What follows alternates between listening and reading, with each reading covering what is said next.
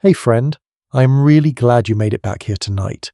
Wherever you are watching from whatever kind of day you just had, let it go for a little while. Get settled in. Pull a blanket over if you have one nearby. This next hour belongs only to you. Before anything else, let me tell you something most people get completely backward about the humans who lived before us. We have all heard the story. The sun goes down, the world grows quiet, and everyone simply drifts off deep and easy the way nature apparently intended. That story is comforting. It is also mostly wrong. Long before the first light touched the grass in complete darkness, someone in that ancient camp was already lying awake. And by the time we understand why you might notice something about the night you're having right now, before we step into their world together, let me ask you for something small and only if you actually feel like doing it. If a story like this one is the kind of thing that helps you unwind at the end of a long day tapping that like button or subscribing, so the next one finds you, quietly tells me I should keep making more of them. There is no pressure in it. Only do it when it feels right.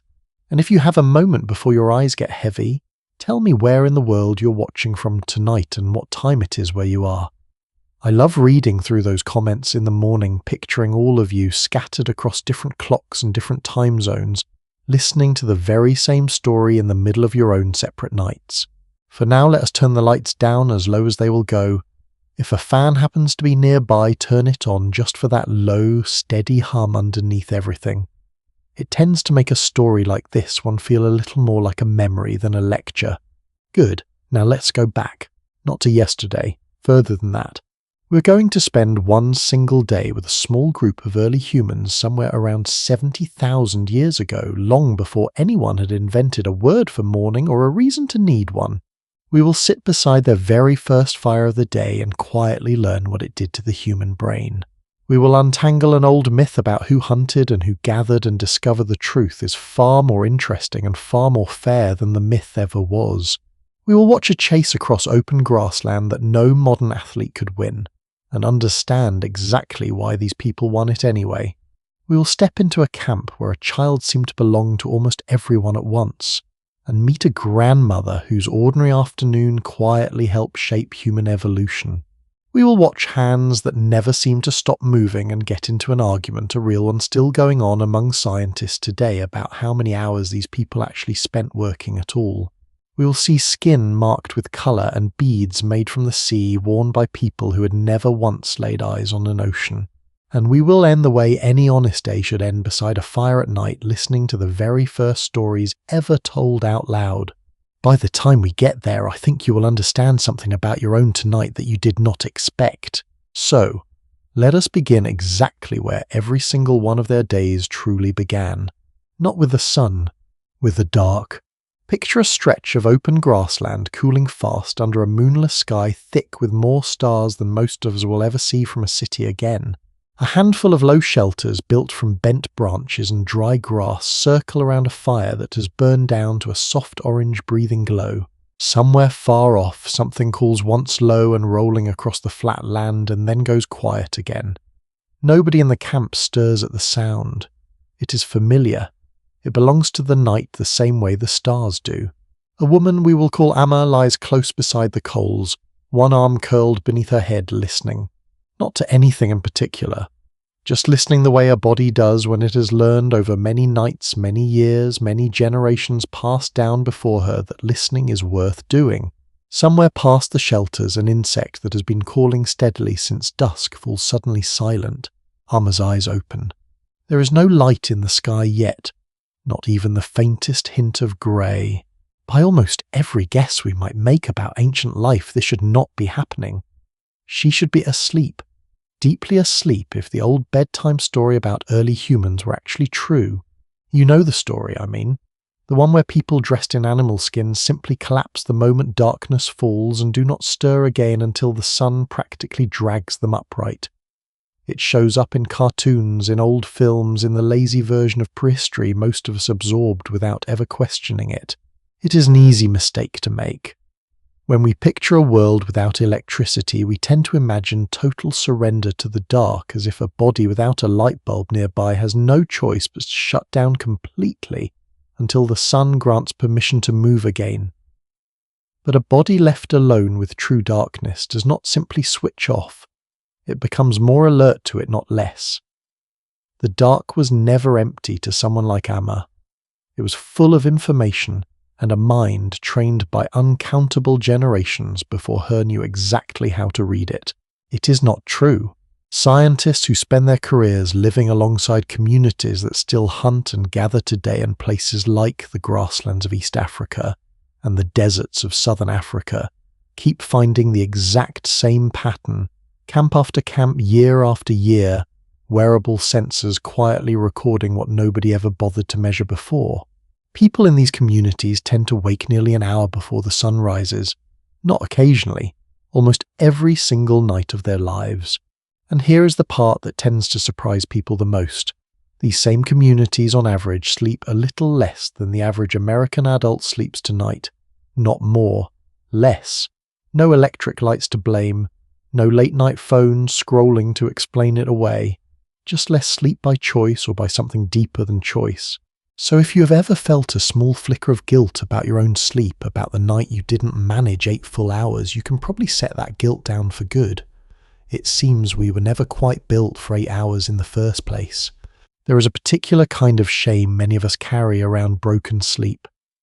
The 3 a.m. stare at the ceiling. The quiet dread of checking a clock and doing the math on how few hours remain before an alarm goes off anyway. Amma never did that math. Waking in the dark was not a symptom to her. It was simply how a night went the way rain was simply how a certain kind of afternoon went. Maybe the real difference between her night and yours has less to do with how much sleep either of you actually gets, and far more to do with whether waking in the dark gets treated as a small betrayal or as something entirely ordinary. Which raises an honest question. Why would a body choose to wake up on purpose in complete darkness night after night for tens of thousands of years with absolutely nothing forcing it to? Was it fear of something moving out there in the dark? Was it simple habit passed down the way a family recipe gets passed down without anyone quite remembering why anymore? Or was it something written directly into the body itself, something no camp, no culture, no century could ever fully erase? Some researchers lean toward the first idea. In a world with no walls and no locked doors, someone needed to notice a change in the sound of the grassland before that change became danger. A shift in the breeze's direction. A sudden silence where there used to be insects. A distant call that did not belong. Waking before the rest of the world was not fear exactly. It was simply the price of safety quietly paid by someone every single night, so that everyone else could keep sleeping a little longer. Other researchers point to something far less dramatic and in a strange way far more beautiful. In the hours right before dawn, human body temperature drops to its lowest point of the entire day. That small drop may be the oldest alarm clock our species ever owned, older than fire, older than language, older than the very idea of morning. And it may still be quietly ticking inside you right now, whether or not you ever asked it to. It is a small, strange comfort knowing that some part of you still keeps the same clock Amma kept. Maybe it truly was watchfulness. Maybe it truly was temperature. Or maybe, and this feels like the more honest answer the deeper you look into it, these two threads have been woven together so tightly for so many hundreds of thousands of years that no one alive today, no matter how skilled, could ever fully pull them apart again. A few shelters away, a man we'll call Kel stirs a little later than Amma does, and grumbles about it in a language none of us would understand, in a tone every single one of us would recognize immediately. Some things, it turns out, have not changed in 70,000 years. Nobody enjoys being the last one up, while everyone else already seems to be handling the morning without them. Kel sits up slowly. Cold ground. Colder air. His breath shows faintly in the near dark a small pale cloud that vanishes almost as soon as it appears. Across the camp, an older woman named Nubet is already crouched by the fire, coaxing a curl of smoke back into a small, steady flame. She's made this exact motion so many thousands of times that her hands seem to know it without asking her attention for permission. Her fingers move with the kind of quiet confidence that only decades of repetition can build, the same confidence you might notice in someone who has made coffee the exact same way every morning for 40 years. Waking in a camp like this one was never a single moment. It happened in layers. One person first quiet and alone in the dark, then a second. Then slowly the whole camp pulled awake, not by one loud sound, but by dozens of small gentle ones stacking on top of each other until the night was simply unmistakably finished. Nobody needed an alarm.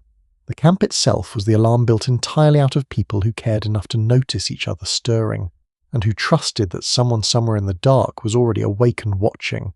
Somewhere near the far edge of the shelters, two small shapes stir under a shared cover, murmuring sleepily to each other, before falling still again for a few more borrowed minutes. Dew has settled thick on the grass overnight, and the air carries that particular mineral smell of cold ground waiting to be warmed.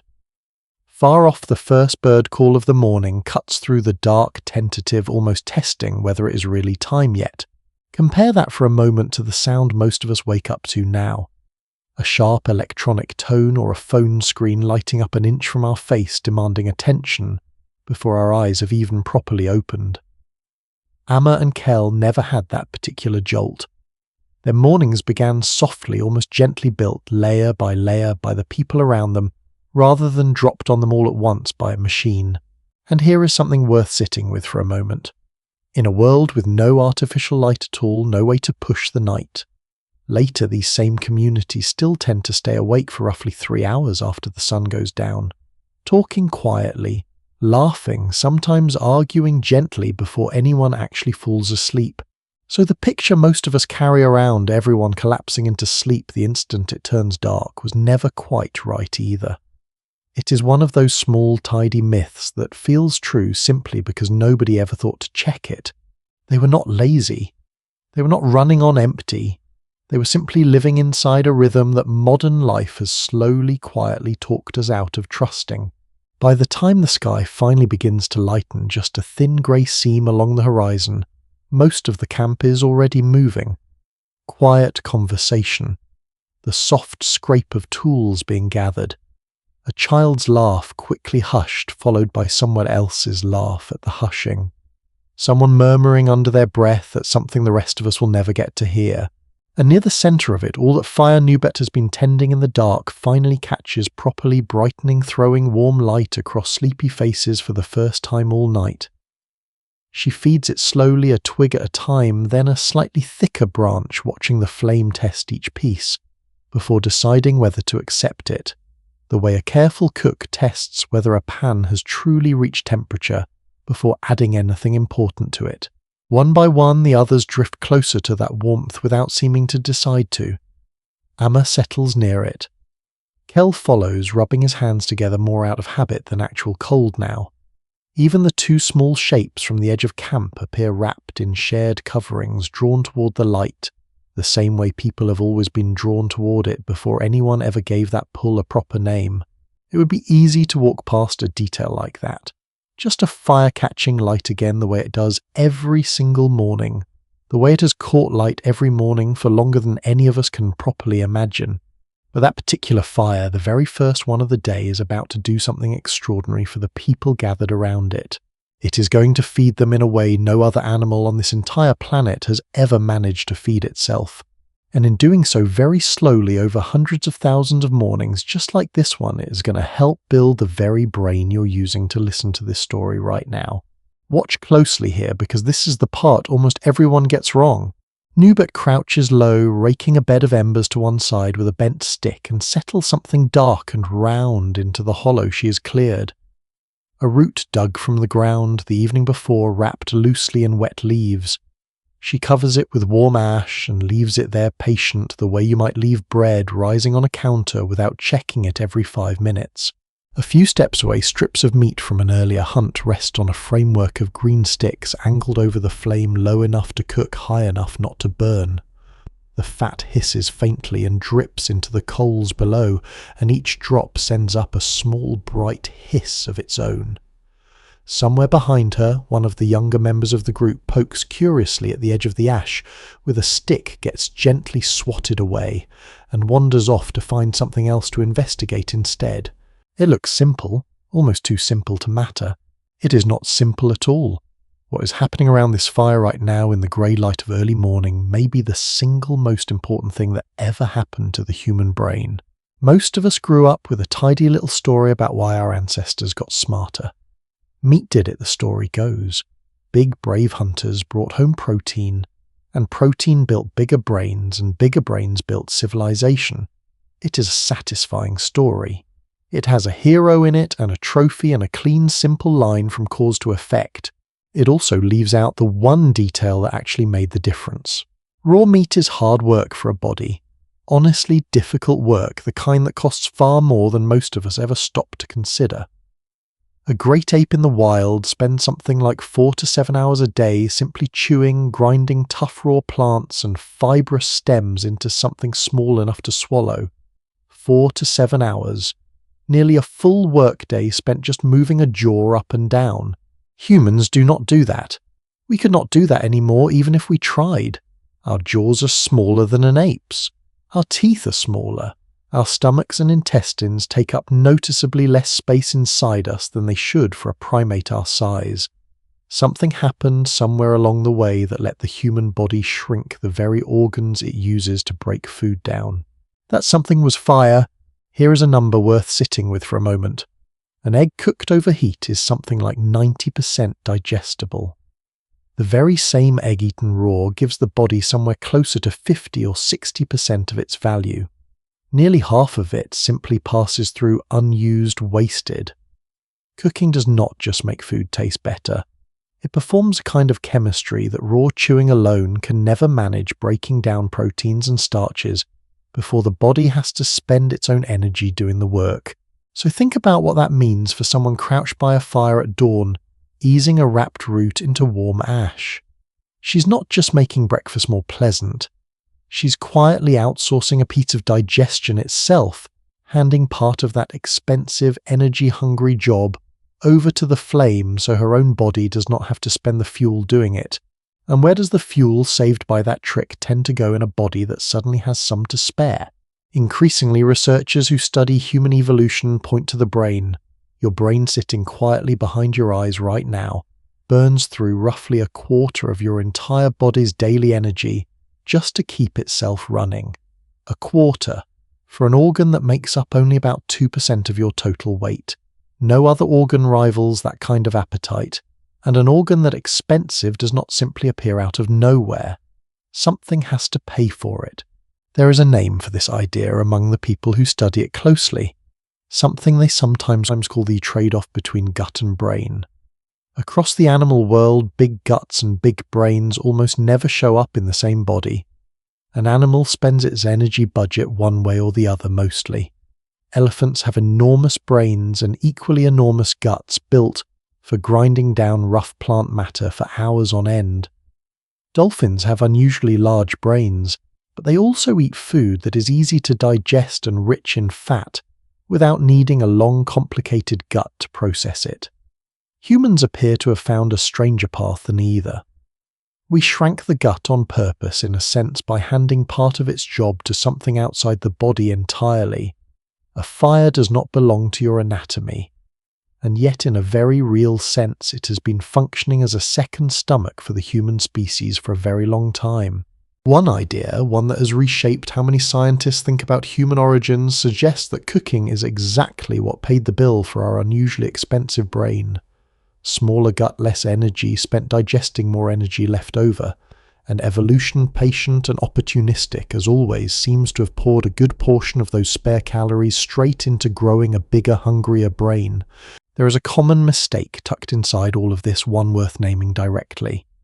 People often picture early humans eating the way a lion eats, tearing into raw flesh straight off the bone built for it, the same way a lion is built for it. But a lion has a jaw teeth and a digestive system engineered specifically for raw meat. We do not, and we never really did. Even researchers who have deliberately tried living on an entirely raw diet, using nothing but modern tools and modern nutritional knowledge, still tend to lose weight and struggle to meet their energy needs, without leaning on things like blenders and juicers to do part of the chewing for them artificially. Strip those modern tools away and a purely raw diet in the wild becomes almost impossible to survive on for long. We were never quite built to eat the way we sometimes imagine our ancestors ate, and it is not only about taste either, or comfort, or even raw calories on a nutrition label. Researchers who have compared animals fed the exact same food, matched calorie for calorie but prepared in different ways, keep finding the same pattern. Animals given soft-cooked food tend to grow differently than animals given the identical food left hard and raw, even when both groups are technically eating the same number of calories on paper. Something about the physical work of breaking food down, or being spared that work, changes how a body actually uses what it takes in. Cooking, it turns out, was never simply about making a meal more pleasant to eat. It was quietly rewriting the arithmetic of survival itself. Is cooking the whole answer, though? Almost certainly not, and it would be dishonest of me to pretend otherwise.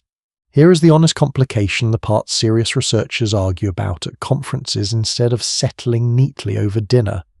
If cooking is truly what unlocked the modern human brain, we would expect to find clear evidence of controlled fire stretching back roughly 2 million years, right alongside the earliest signs of a shrinking gut and an expanding skull.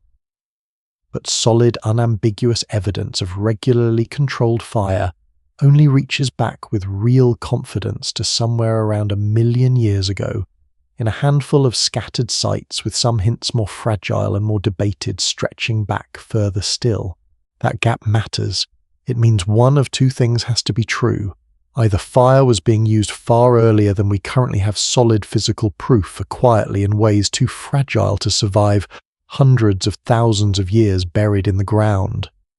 Or something else, something we have not fully identified yet, helped carry the human brain through part of that early journey, before fire ever entered the picture at all. The evidence itself is a strange kind of detective work. Scientists searching for the earliest fires are not looking for anything so obvious as a blackened log or a heap of ash sitting neatly on the surface. They are looking for burned bone fragments buried deep inside cave layers, for sediment that has been heated just enough to change its structure at a level invisible to the naked eye, for tiny plant remains scorched in a pattern that storms and lightning alone rarely produce. Every layer they uncover gets dated using the slow decay of natural minerals inside the stone itself, a kind of clock that has been quietly ticking since long before anyone lit the fire in the first place. It is patient, careful, unglamorous work, and every single early date it produces gets argued over for years before anyone fully trusts it. Maybe it truly was fire working earlier and more quietly than the evidence can currently show us. Maybe meat itself, even eaten raw at first, carried enough concentrated nutrition on its own to start the process rolling. Or maybe, and this is probably closest to the truth, it was never a single spark of genius at all, but a long-tangled, centuries-deep partnership between meat fire and a body, slowly learning to spend its energy differently, each change nudging the next one forward by inches rather than leaps. Have you ever noticed how a hot meal simply feels more satisfying than a cold one, even when the label on the package insists the calories are exactly the same? That feeling is not just comfort or habit. Something in your body still seems to register cooked food as more complete, more worth settling down for, and it has been registering that same signal for an astonishingly long time. Watch Kel now tearing off a piece of that roasted meat, closing his eyes for a second as he chews, not from ceremony, just from the plain, uncomplicated pleasure of a body finally getting food it does not have to fight for. There is something almost funny about this if you let yourself notice it. Somewhere out there tonight, someone is paying good money for a smoked, slow-cooked dinner at a restaurant with candlelight and a carefully written menu, without ever suspecting that Kel worked out most of the appeal of that exact meal a very long time before menus, restaurants, or even proper words for either one existed. He does not know any of the science behind what is happening in his own skull right now. He does not need to. His body already worked it out the same way it worked out breathing and blinking long before anyone had a word for either one. Around them, the rest of the camp settles in around the same fire, the way families still gather around tables and the way friends still gather around whatever surface happens to hold the food. Someone passes a strip of meat sideways without being asked.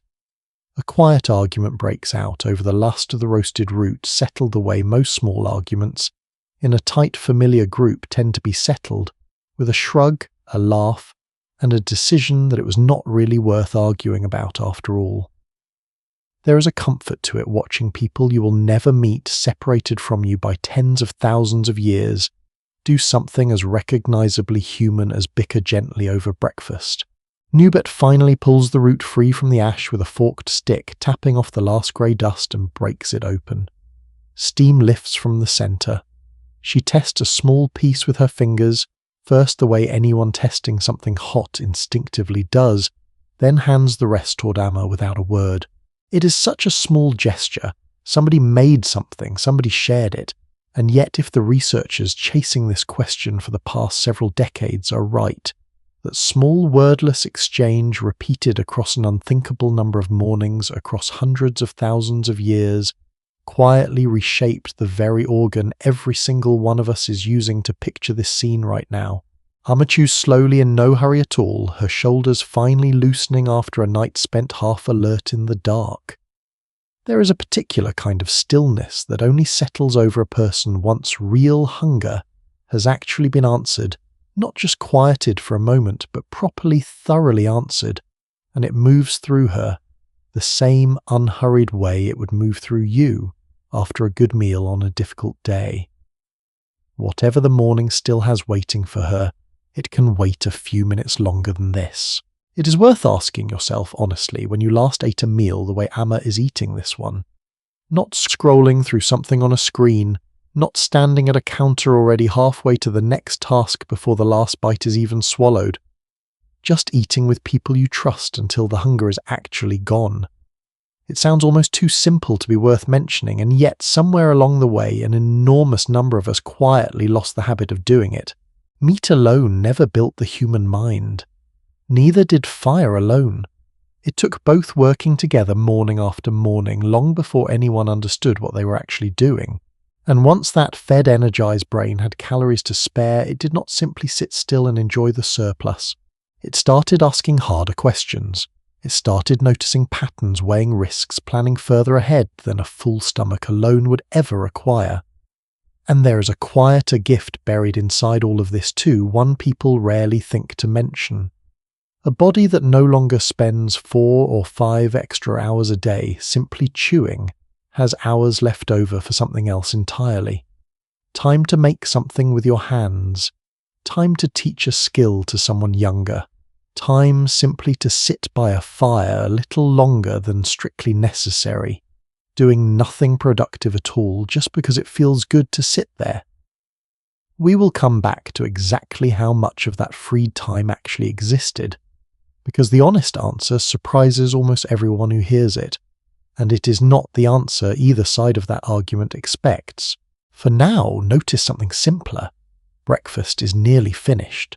The light has gone from grey to gold, and that same well-fed, energy-rich brain quietly built meal by meal across an unimaginable stretch of mornings, just like this one is about to turn its attention toward a question that still gets answered wrong by most people today. A question about exactly who had gone out to find this food in the first place, and who had stayed behind, and whether the tidy old assumption about the answer was ever actually true at all. Here is where the camp splits for the morning, and here is where most documentaries, most textbooks, and most museum displays quietly get something wrong. Kel checks the twisted plant fibre wrapped around his weapon, testing its tension with a thumb, then slings a pouch of small stone points over one shoulder. 2 other men fall in beside him, murmuring something low about a set of tracks spotted the day before cutting east along a dry stream bed. They move off together unhurried, the kind of unhurried that only comes from having done something so many times it no longer needs discussing between them. A 4th man lingers a moment longer by the fire, finishing the last of his breakfast, before jogging to catch up with the others. Somewhere behind them, someone calls out a last piece of advice about the weather, and gets waved off good, naturedly the universal sound of a younger man pretending not to need it. If this were the version of prehistory most of us grew up picturing, that would be the whole story right there. Men walk off toward adventure and meat. Women stay behind with the children and the fire, waiting quietly for someone else to bring the real food home. It is a clean picture. It is also according to an unusually large body of evidence gathered over the last several decades, mostly a fiction. Watch Amma for a moment instead. She's not staying behind by that fire, at least not for long. She ties a woven carrying sling across one shoulder, checks the edge of a digging stick against her palm and calls something over to Nubet, who nods and settles a small child a little more securely on her hip in response. Amma is heading out too in a different direction than Kel, toward a stretch of ground she clearly already knows. Well, the kind of familiarity that only comes from having walked the exact same route more times than she could possibly count. So let's ask the honest question. If half the camp is heading off in one direction with weapons and the other half is heading off in a completely different direction, with digging sticks and baskets, who is actually feeding this family most days? Take a guess, honestly, before I tell you. Most people, when asked that question outright, still answer the same way audiences have answered it for generations. The hunters. The men. It is such an automatic reflex that hardly anyone stops to notice they are guessing at all rather than actually knowing. For most of the last century, the confident answer among many researchers was men. Hunting, an influential school of thought, argued was the engine of human evolution itself.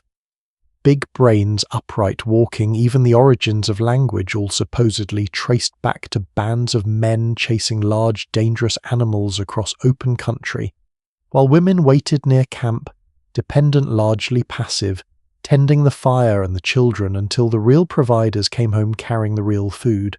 It is a compelling story, the kind that fits neatly onto a museum wall or the cover of an old magazine.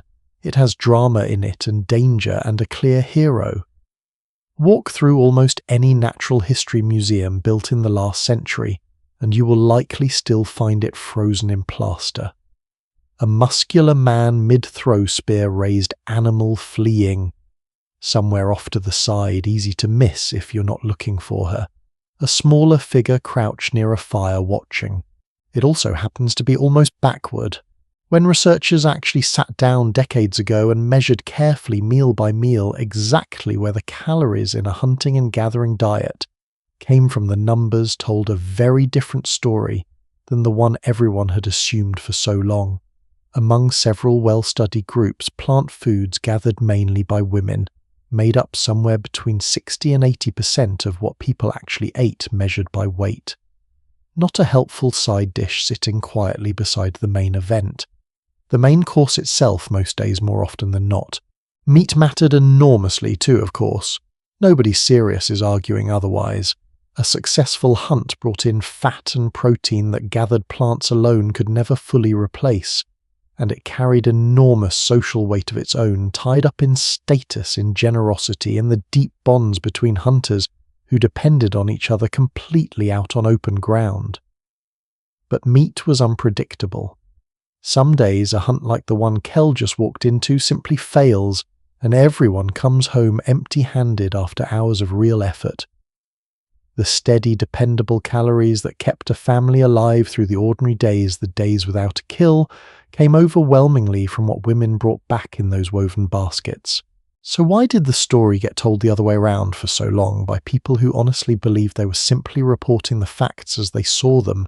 Partly honestly because the people doing much of the early observing and writing were looking through a lens shaped by assumptions they already carried with them about whose work counts as important and whose work simply supports it from the sidelines.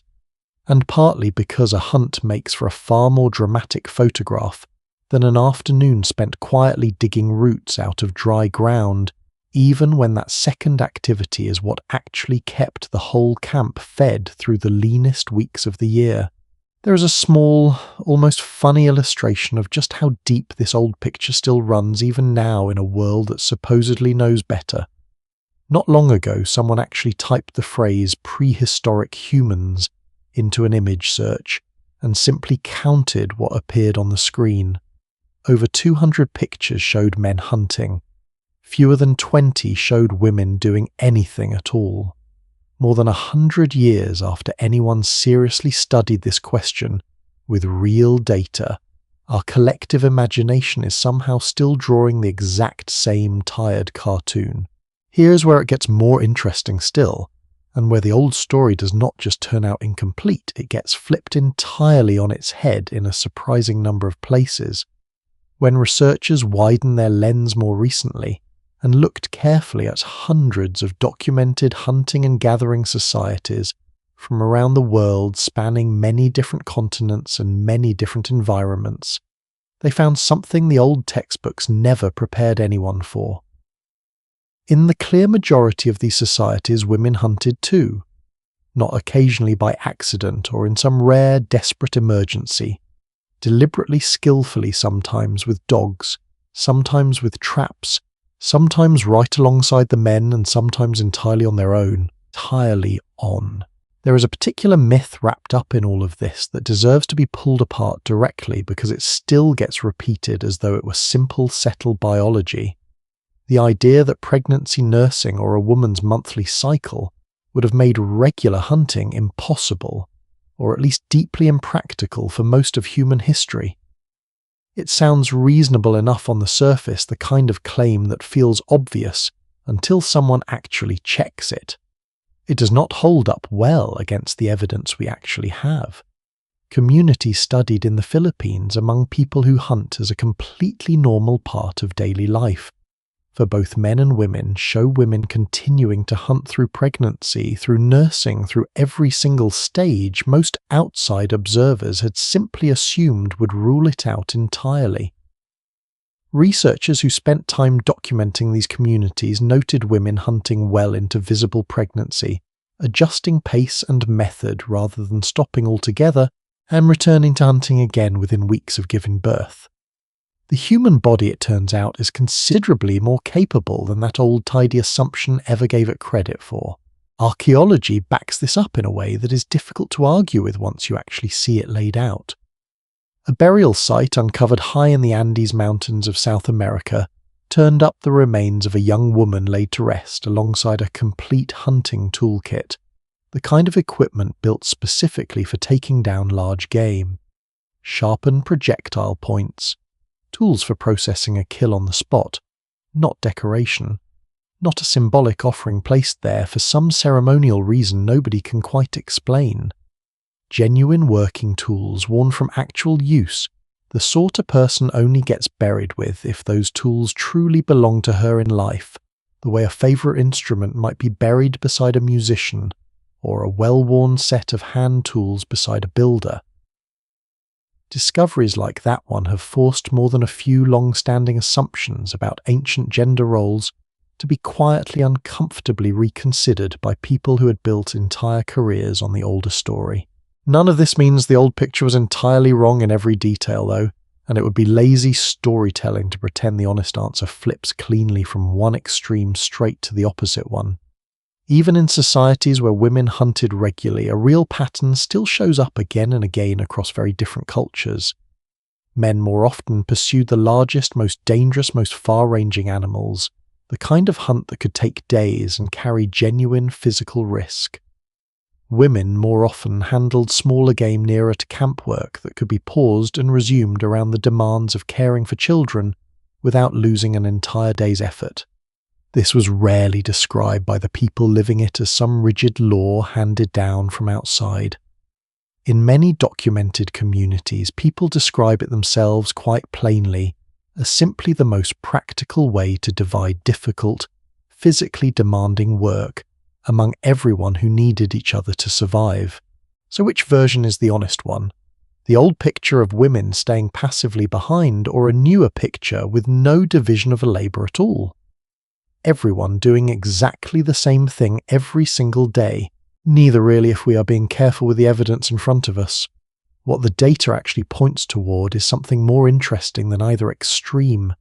A flexible partnership shaped by ecology, by season, by the particular skills a given person happened to have built up over a lifetime, rather than a rigid rule carved permanently in stone somewhere. Somewhere between the outdated cartoon of the passive gatherer and an equally tidy modern cartoon of a perfectly symmetrical hunt, lies something nearer to how these families likely actually organized their days, messy, practical, and endlessly adaptable to whatever a given morning happened to require of them. Consider it this way if it helps. Nobody in that camp was handed a job title at birth and told to keep to it for the rest of their life the way a modern workplace might sort people into fixed departments. A person's role likely shifted with age, with skill, with who happened to be pregnant or nursing that particular season, with which animals were passing through the territory that year, and with plain individual talent. Some women, by every account we have, were simply excellent hunters, the way some men were simply excellent at reading which roots were worth digging for. Ability seems to have mattered considerably more than any rule about who was allowed to try. If a modern manager tried running a team the way this camp seems to have organized itself, constantly shifting tasks toward whoever happened to be best suited for them that particular day, rather than clinging to a fixed job description, we would probably call it good leadership. It is a strange thought that a small band of people with no writing, no formal titles and no meetings of any kind may have quietly understood something about matching people to work that plenty of modern organizations still struggle to get right. Think about your own life for a moment, whatever era you happen to be living through right now. How much of what you and the people you love actually do each day gets decided by rigid rules, written down somewhere official, and how much simply gets decided by who happens to be good at a given task, who is available that particular morning, and what actually needs doing before anyone goes hungry or the fire burns down to nothing. It might not have looked nearly as different 90,000 mornings ago as most of us have been led to assume. There is a quieter lesson tucked inside all of this, too easy to walk right past if you're not paying attention. The old story did more than get one historical detail wrong. It shaped how generations of people long after these ancient mornings came to think about what counts as real valuable work and what gets treated as background support barely worth mentioning.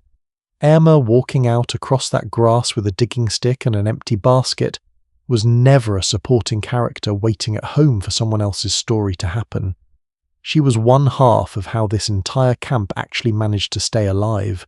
It is worth noticing too how familiar that dismissal still sounds. Ask most people today to picture a physically demanding job, and they will still reach for the same handful of images that skew heavily toward men even now, even with women working construction sites, fighting fires, and finishing endurance races that break men half their age. The habit of assuming who does the hard physical work did not begin with any of us. It seems to have started somewhere around a museum diorama a very long time ago, and it has simply been repeating itself, ever since largely unquestioned. Emma moves off across the open ground, now following a route that seems etched somewhere deep in memory rather than chosen fresh. This particular morning, pausing beside a stand of low shrubs just long enough to check the soil beneath them with her fingers before moving on without breaking her stride. She knows precisely where the ground holds what she's looking for, the same way Kel knows precisely which set of tracks from yesterday is worth following today. Different targets entirely, equal skill behind each one, equal stake in whether anyone eats well tonight. And somewhere out ahead of Kel, on a stretch of open, sun-baked ground that has not seen rain in weeks, the tracks his group has been following finally grow fresh, sharp-edged, unmistakably near. The pace of the three men shifts almost without a word passing between them from a walk into something steadier and more deliberate. Something is about to happen out there that no modern sprinter, no matter how gifted, could ever manage to pull off. Not because these men were faster than the animal they were chasing. They were not by any measure. They were about to win using something else entirely, something built quietly into the human body over millions of years, and it is going to change how you think about your own legs the very next time you go for something as ordinary as a walk. The animal breaks from cover roughly 40 strides ahead of them already at a dead sprint, and within seconds it has opened a gap no human being could ever hope to erase in a straight race. Kel does not sprint after it. None of the three men do. They simply keep moving at the same steady, almost unhurried pace they started with, the pace of people walking somewhere they have already been 100 times before. If you had never seen this particular kind of hunt before, you would swear, watching it unfold, that these men had just lost. The animal is gone, a pale shape shrinking fast against the dry grass, and here they are jogging along after it like they are in no particular hurry at all. Their breathing stays even. Nobody speaks much. There is none of the tension you would expect right before a chase, only a kind of settled, almost meditative focus, the look of people doing something they trust completely, even if the outcome will not be clear for hours yet. They have not lost.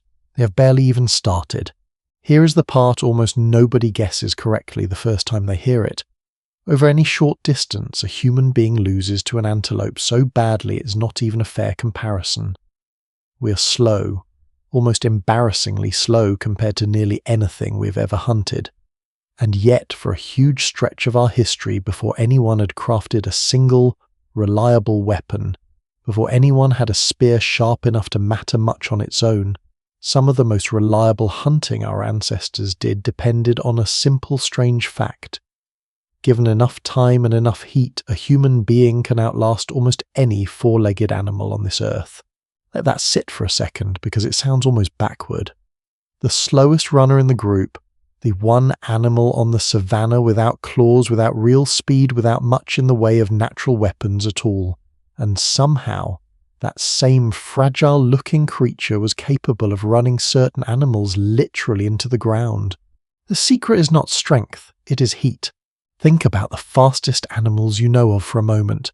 A cheetah can hit speeds no human sprinter will ever come near touching, and yet a cheetah's legendary burst of speed only lasts somewhere around 30 seconds before its own body temperature climbs high enough to become dangerous, forcing it to stop whether it has caught anything or not.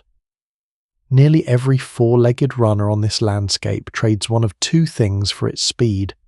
Either it tires quickly, or it has to keep stopping to cool down. Almost none of them can do both at once, running hard and staying cool at the same time for hour after hour. That gap, small as it sounds, is exactly the gap three tired, unremarkable-looking men are about to walk straight through.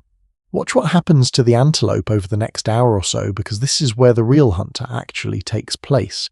It sprints, putting real distance between itself and the men following it. Then it slows, stands in whatever shade it can find, panting hard sides, heaving, trying desperately to cool itself down before moving again. That panting is doing almost all the work of getting rid of the heat its own sprint just generated. It is an efficient system built for short bursts of danger, a predator appearing suddenly and vanishing again just as fast. It was never built for this, because the men are still coming. Not fast, steady, and they never stop long enough to let their own body heat build up the way the antelope's does. Human beings cool themselves through sweat, an unusually efficient system that keeps working even while the whole body stays in motion mile after mile, in exactly the kind of heat that would eventually overwhelm most other mammals on this landscape. We are without much argument one of the finest long-distance runners in the entire animal kingdom, even though almost nothing about us looks fast standing still. So the antelope runs again and rests again and runs again, each cycle a little shorter than the one before it. And each time it rests, those three men are simply still there, closer than the last time, never sprinting, never wasting the one advantage they actually have. There is an honest question worth asking yourself right here. Have you ever gone out for a long run in real heat and wondered somewhere around the 4th or 5th mile why your body just keeps going instead of shutting down completely the way a dog seems to after a short, hard sprint in the sun? That capacity did not appear by accident. It is quite possibly one of the oldest hunting tools our species ever built, and you are still carrying it around inside your own skin tonight, whether or not you have ever once used it to chase anything at all. Scientists who study the evolution of the human body point to a whole collection of features that only really make sense if you picture exactly this scenario playing out over and over across an enormous stretch of time. Long legs relative to our body size, a narrow waist that lets the upper body twist independently while the legs keep driving forward, an arch in the foot that works like a spring storing and releasing energy with every single stride, a long elastic tendon at the back of the ankle that does something almost identical. None of these features help much with walking slowly or with a short explosive burst of speed. They matter enormously, though, if what your body actually needs to do is keep moving steadily efficiently for hour after hour in serious heat. Even the fact that we lost most of our body hair somewhere along the way starts to make a different kind of sense once you picture it this way. Fur is wonderful insulation. It is a real liability if what you actually need is to shed heat quickly and constantly, while your whole body works as hard as it possibly can. We also carry far more sweat glands across our skin than almost any other mammal our size, millions of them spread everywhere, quietly turning us into one of the most effective walking radiators nature has ever produced. It is a strange thing to feel proud of sweating more than a horse, but out on that dry ground it may have been the single most valuable trait Kel's whole body owned. Now, before this starts sounding too tidy, too much like a clean story with no loose threads at all, let me be honest about where the real disagreement sits, because there is one, and it deserves respect rather than being smoothed over. Some researchers who have spent real time out in the field with modern trackers point out something important. This exact kind of hunt, chasing an animal to the point of complete heat exhaustion, is difficult to pull off well, even for people who have trained their whole lives in exactly the right terrain and exactly the right conditions.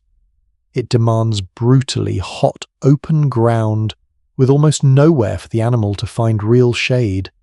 It demands tracking skill sharp enough to follow a trail most of us would never even notice existed in the first place. Even among the small number of modern hunters who still practice it, the hunt succeeds roughly half the time, and every successful chase can easily eat up several hours of steady punishing effort under a brutal sun. Researchers modelling the water a body loses under exactly these conditions estimate a hunter could push through something near 5 or 6 hours of this kind of chase before the body's own limits. Dehydration above everything else would force the hunt to end regardless of how near the animal actually was. So did every early human community rely on this kind of hunting constantly as their main way of putting meat on the fire? Almost certainly not everywhere, and probably not even most of the time. Other strategies existed too. Trapping, ambush, taking advantage of a kill some larger predator had already made and abandoned nearby.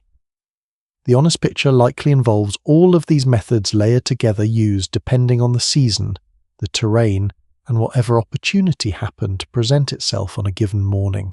What almost nobody seriously disputes, though, is the underlying capability itself. Whether this particular style of hunt happened constantly, or only when conditions lined up perfectly, the human body clearly carries real physical evidence of having been shaped by exactly this kind of extreme endurance challenge at some point deep in its evolutionary past. The tool exists in our bones and our sweat glands, whether or not every single ancestor used it every single week. Maybe persistence hunting like this was the everyday bread and butter of early survival. Maybe it was closer to a specialized skill used only when the conditions were right and every other option had already failed. Or maybe, and this feels closest to honest, it was simply one option in a wider toolkit, less constant than legend has made it sound, but important enough often enough to leave its fingerprints permanently written into the shape of the human leg. There is something else buried in this particular kind of hunt worth pausing on, something that has almost nothing to do with muscle at all. Following an animal like this one for hours across ground that offers almost no obvious trail to the untrained eye requires a truly remarkable kind of thinking.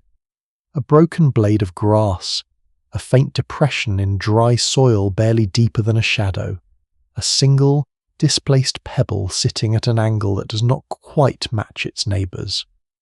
Reading signs like these, stitching them together into a coherent story about where an animal went, how fast, how recently, and where it is likely heading next is not brute instinct. It is closer to solving a puzzle written across open ground in a language most of us never learn to interpret at all. Kell crouches for a moment beside a patch of disturbed earth, 2 fingers resting lightly against the edge of a print pressed slightly deeper on one side than the other. He says something short to the man beside him, who nods immediately, already adjusting their direction very slightly before either of them has said another word. A few strides further on, a single broken stem snapped low rather than trampled. Flat tells him something else entirely, something about how recently the animal passed this exact spot, and roughly how much strength it still had left when it did. Whatever passed silently between the 3 of them, just then an entire small conversation happened, built out of nothing but dirt, broken grass, and 2 sets of trained eyes. By the time the animal finally stops for good, legs trembling head low, unable to summon the strength for one more burst of speed, the men have not run it down through sheer violence at all. They have simply outthought it and outlasted it, using patience as a weapon sharper than anything made of stone. What happens next is quiet, almost solemn nothing like the dramatic kill scene most of us picture when we hear the word hunt. There is no triumphant shout, no chest-beating moment of celebration. Just 3 tired men breathing hard themselves now that the chase has finally ended, doing what needs doing with a kind of practiced, respectful efficiency, before beginning the far less glamorous work of preparing to carry a heavy, hard-won animal a long way back home. Kell rests one hand briefly against the animal's flank, a gesture that looks less like triumph and more like something closer to acknowledgement, the kind of small, wordless respect one exhausted creature might offer another. It is worth noticing before we leave this stretch of open ground behind how much this entire hunt actually depended on things we rarely associate with hunting at all. Patience, careful observation, a willingness to keep going steadily rather than dramatically. If that sounds like it applies just as well to plenty of things in your own life that have nothing to do with chasing an animal across a savanna, you're noticing something real. Some of the oldest survival skills our species ever developed had very little to do with brute force, and a great deal to do with simply refusing to stop. There is a small, worthwhile irony in all of this too. Somewhere tonight, someone is lacing up a pair of expensive running shoes, training for a marathon, chasing nothing more dangerous than a finish line and a personal best time. They probably think of it as a distinctly modern pursuit, a hobby invented for people with too much free time and not enough physical labour left in their daily lives. In a sense, they are only doing what Kell's body was built to do in the first place, just with the actual antelope removed from the equation, and a medal added at the end instead of dinner. It makes you wonder a little what Kell would make of an entire stadium full of people, paying money to do for fun the exact thing that once meant the difference between eating and going hungry. The walk back to camp takes considerably longer than the chase itself did, slowed by the weight of what they are carrying and the exhaustion finally catching up with all 3 of them at once. The sun has climbed well past mid-morning by now, and the same grassland that felt endless and unfamiliar during the chase suddenly feels almost domestic again, marked by landmarks each of them has known since childhood. But there is something waiting for them at the end of that walk that has nothing to do with meat at all, something that says a great deal about how this entire community actually managed to raise its children, and it starts the moment the very first small pair of feet comes running out to meet them on the path. A small child breaks away from the cluster near the fire the instant the hunters come into view, running full speed across the open ground with the kind of reckless, unguarded joy only a child who has never once doubted their own welcome can manage. Kell barely has time to set down what he's carrying before the child collides with his legs. He laughs, tired as he clearly is, and reaches down with one hand to steady a small head that has already buried itself against him.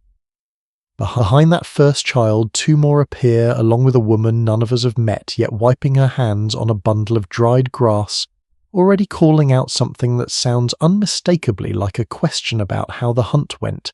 Within minutes, what the three men carried back is already being divided among far more people than the three of them alone could ever have eaten by themselves. A portion goes toward the fire immediately. Another portion gets set aside quietly for an older man sitting apart from the group who took no part in this particular hunt at all, and nobody so much as comments on it, as though the question of whether he had earned his share never seriously occurred to anyone. Here is the detail worth sitting with for a moment, easy to miss if you are only watching the meat. That first child running out to meet Kell was not his own. We tend to picture ancient family life as something small and self-contained. A mother, a father, their own children kept near raised quietly within their own little unit, much the way a modern household often works or tries to work, behind its own closed front door. It feels like the obvious timeless shape of a family, the version that must have existed before anything more complicated came along. It was not the obvious shape at all. For most of human history, it may not have been the shape families took very often. Watch this camp closely for the rest of the morning and something becomes clear almost immediately. Nobody seems entirely sure or entirely concerned about which child belongs strictly to which adult. A baby gets handed from one set of arms to another without a second thought, the way you might pass a cup of something warm around a table on a cold evening. An older child wanders freely between several different fires, welcomed at each one, fed at whichever happens to have food ready first. Nubet, technically no relation at all to at least two of the children currently within arm's reach of her, keeps half an eye on all of them anyway. The same watchful habit she brings to everything else in this camp. Researchers who study communities that still raise children this way today have put actual numbers to something that used to be treated as a vague cultural detail, barely worth mentioning. Among certain forest-dwelling groups in Central Africa, a single infant may be held fed or comforted by something near 14 different people over the course of early life, not counting the mother herself. By a few months old, some of these babies are actually spending more total time in the arms of people who are not their mother than they spend in her arms directly. Sit with that number for a second, because it runs completely against almost everything modern parenting culture quietly assumes. Something near 14 different people treating one small child as partly their own responsibility without anyone drawing up a schedule or asking permission first. By roughly 4 months of age, some of the infants studied this closely were already spending more of their waking hours in arms that did not belong to their own mother than in arms that did. It helps to notice how rare this kind of arrangement actually is across the animal kingdom once you go looking for it. Setting humans aside, only a small handful of mammals share the job of raising their young this widely. Elephants do something similar with an entire herd of related females helping raise a single calf. A few small primates manage it too. Among the great apes, though, humans stand almost entirely alone. It is one of the odder, less advertised facts about our species that something as intimate as raising an infant became for us one of the most communal activities we ever practiced. Fathers were rarely left out of this picture either, worth mentioning before we move on, since it would be easy to assume all of this caregiving fell only to women.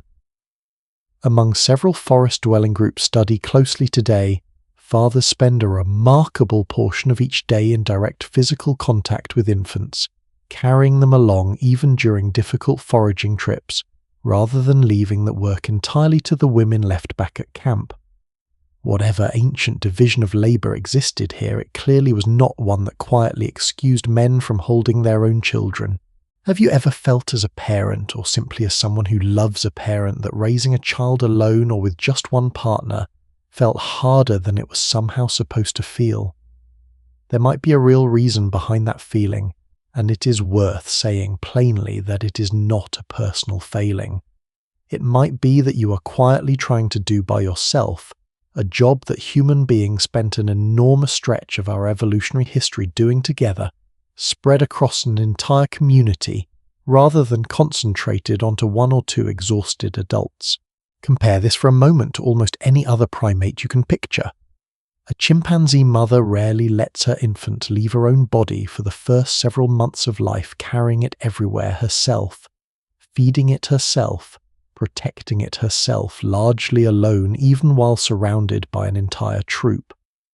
Watch a chimpanzee troop for an afternoon, and you will notice other females actually keeping a careful, respectful distance from a new mother's infant, sometimes for months, waiting for permission that may never fully arrive. Gorillas behave much the same way.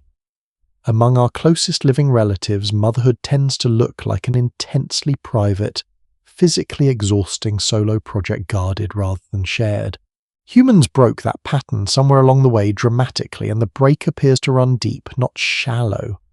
Some researchers who study the deep roots of human social behavior argue this shift towards shared caregiving may stretch back far enough to have shaped an early ancestor of ours long before anyone alive today would recognize as fully human.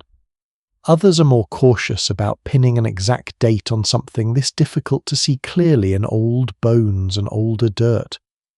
What almost nobody seriously disputes is the pattern itself visible today across dozens of unrelated hunting and gathering communities, scattered around the entire planet in places that have had no contact with each other for thousands of years. When a pattern shows up independently again and again in societies with no way of copying the idea from one another, that usually means something deeper than fashion is going on underneath it. So why would evolution favour handing a helpless infant around to more or less anyone willing to hold it? One idea points towards simple practicality. A human infant is unusually demanding compared to almost any other newborn animal on Earth, unable to do much of anything for itself for years rather than weeks or months. A mother trying to meet every single one of those demands completely alone, while also gathering enough food to actually feed herself, would face an almost impossible daily math problem. Spread that same load across several willing adults, and suddenly the math works out far more comfortably for everyone involved, including the child. There is a second, quieter piece of practicality worth naming too. A mother freed from constant infant care even for an hour here and there can forage more efficiently, cover more ground, bring home more food. Multiply that small daily gain across an entire group of women helping each other this way, and the whole camp likely ate better, because of it not just the individual child being held.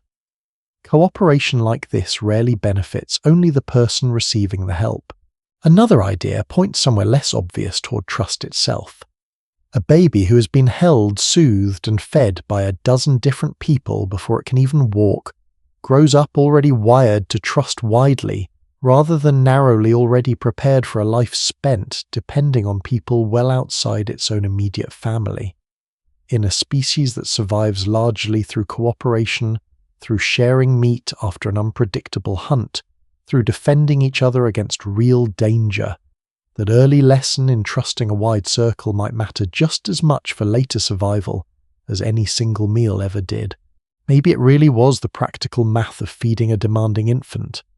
Maybe it really was something deeper, laying the groundwork for the kind of wide, flexible trust a cooperative species eventually needs to survive at all. Or maybe, and this feels closest to honest, both forces were pulling in exactly the same direction at once, reinforcing each other so thoroughly across so many generations that separating them now from this distance is nearly impossible. Whatever the original reason a child raised this way grows up with a particular kind of education most of us never think to name. Long before that child learns to speak, it has already learned through simple, repeated experience that comfort and safety exist outside its mother too, distributed across a whole circle of familiar faces rather than locked inside one single relationship. Some researchers who study early human development think this pattern of many secure overlapping relationships may have quietly shaped how flexible, how socially confident and how cooperative human beings tend to become later in life, long after any of us can remember whose arms actually held us first. Watch the woman who came out calling questions about the hunt, the one none of us have been introduced to yet. Let us call her Sula. She settles the baby she has been holding onto one hip without breaking her sentence, continuing to ask Kel about the chase, while absent-mindedly bouncing a child that is, as far as we can tell, not biologically hers at all. Nobody in this camp appears to find that arrangement remarkable in the slightest. It is simply Tuesday, the same way waking before dawn was simply Tuesday for Amma. There is a small, quiet correction buried in all of this worth carrying with you long after this particular story ends. The phrase people love repeating about needing an entire village to raise one child gets treated today as a warm but slightly old-fashioned sentiment printed on nursery wall art mentioned occasionally at baby showers.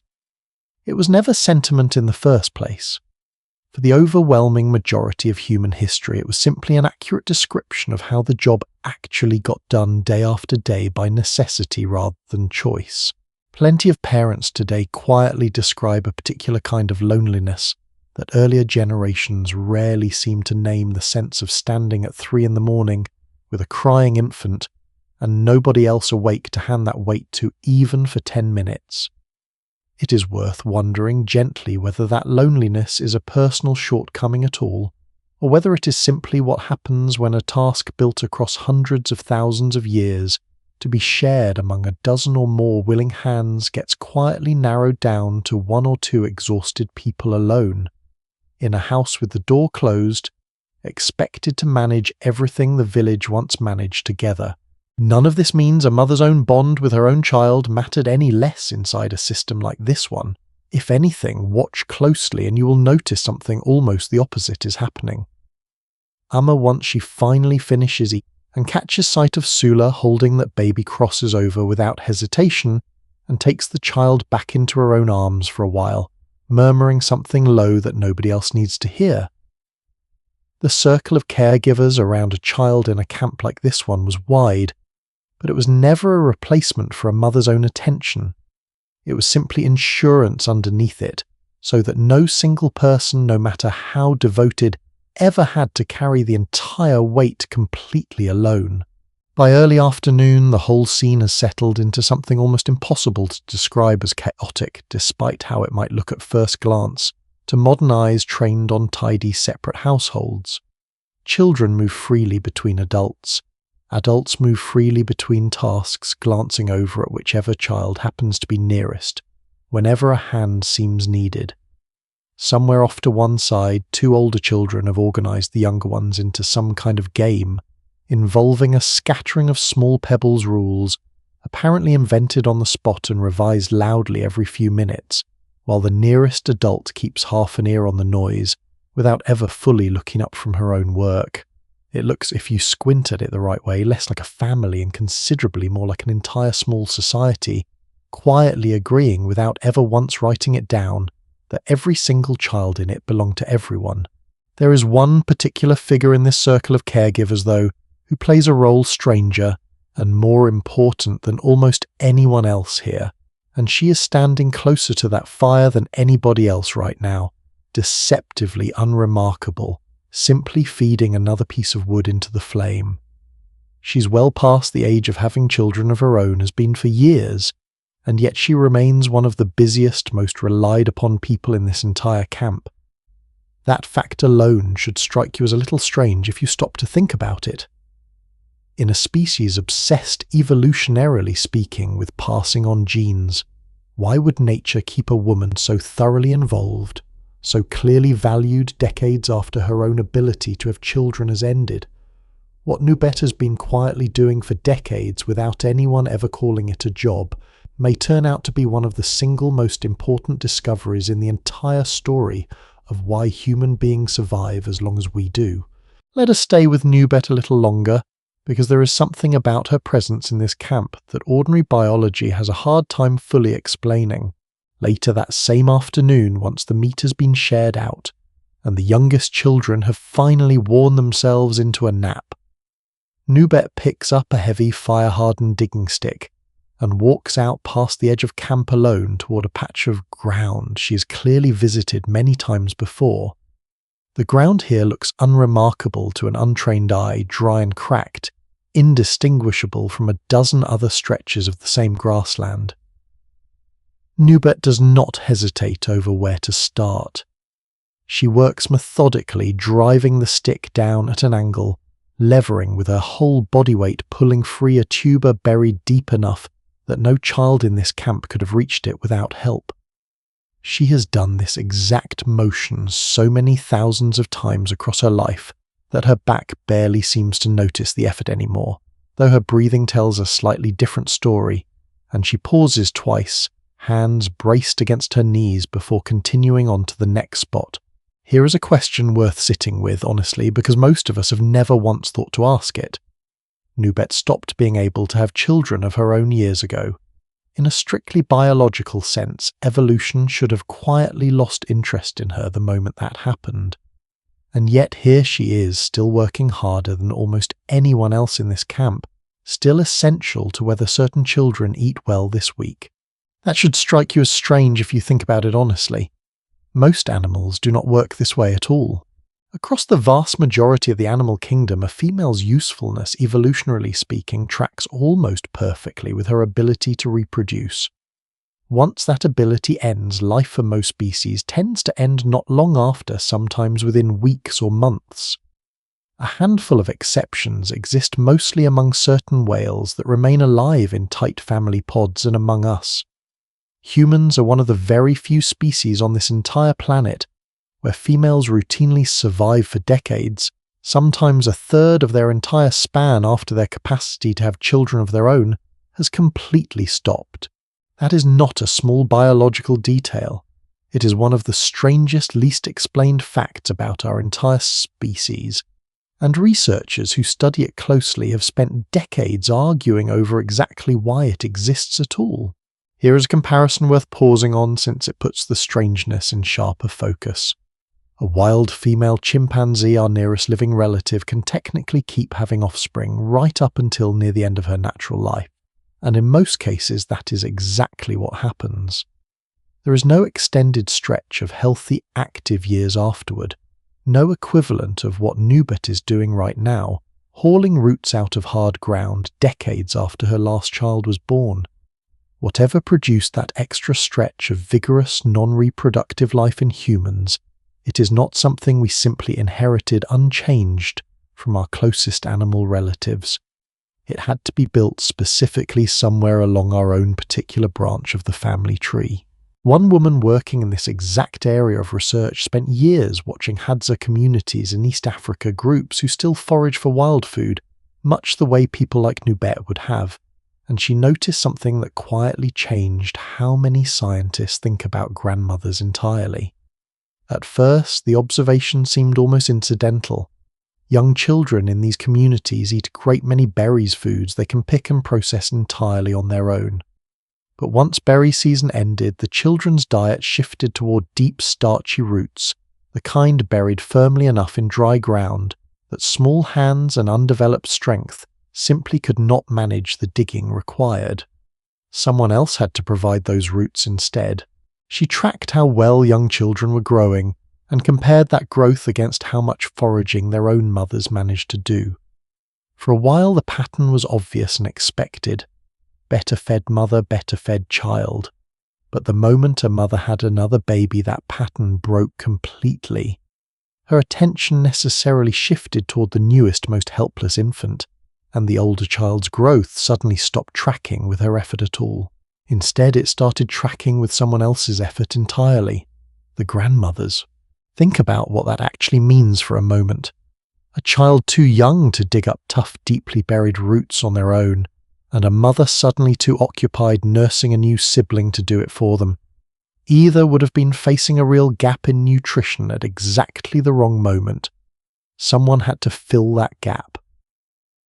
Across camp after camp, it kept turning out to be an older woman well past her own reproductive years, doing precisely the kind of physically demanding digging that had once been her own daughter's job, and doing it specifically for grandchildren she would never have without exactly this arrangement existing.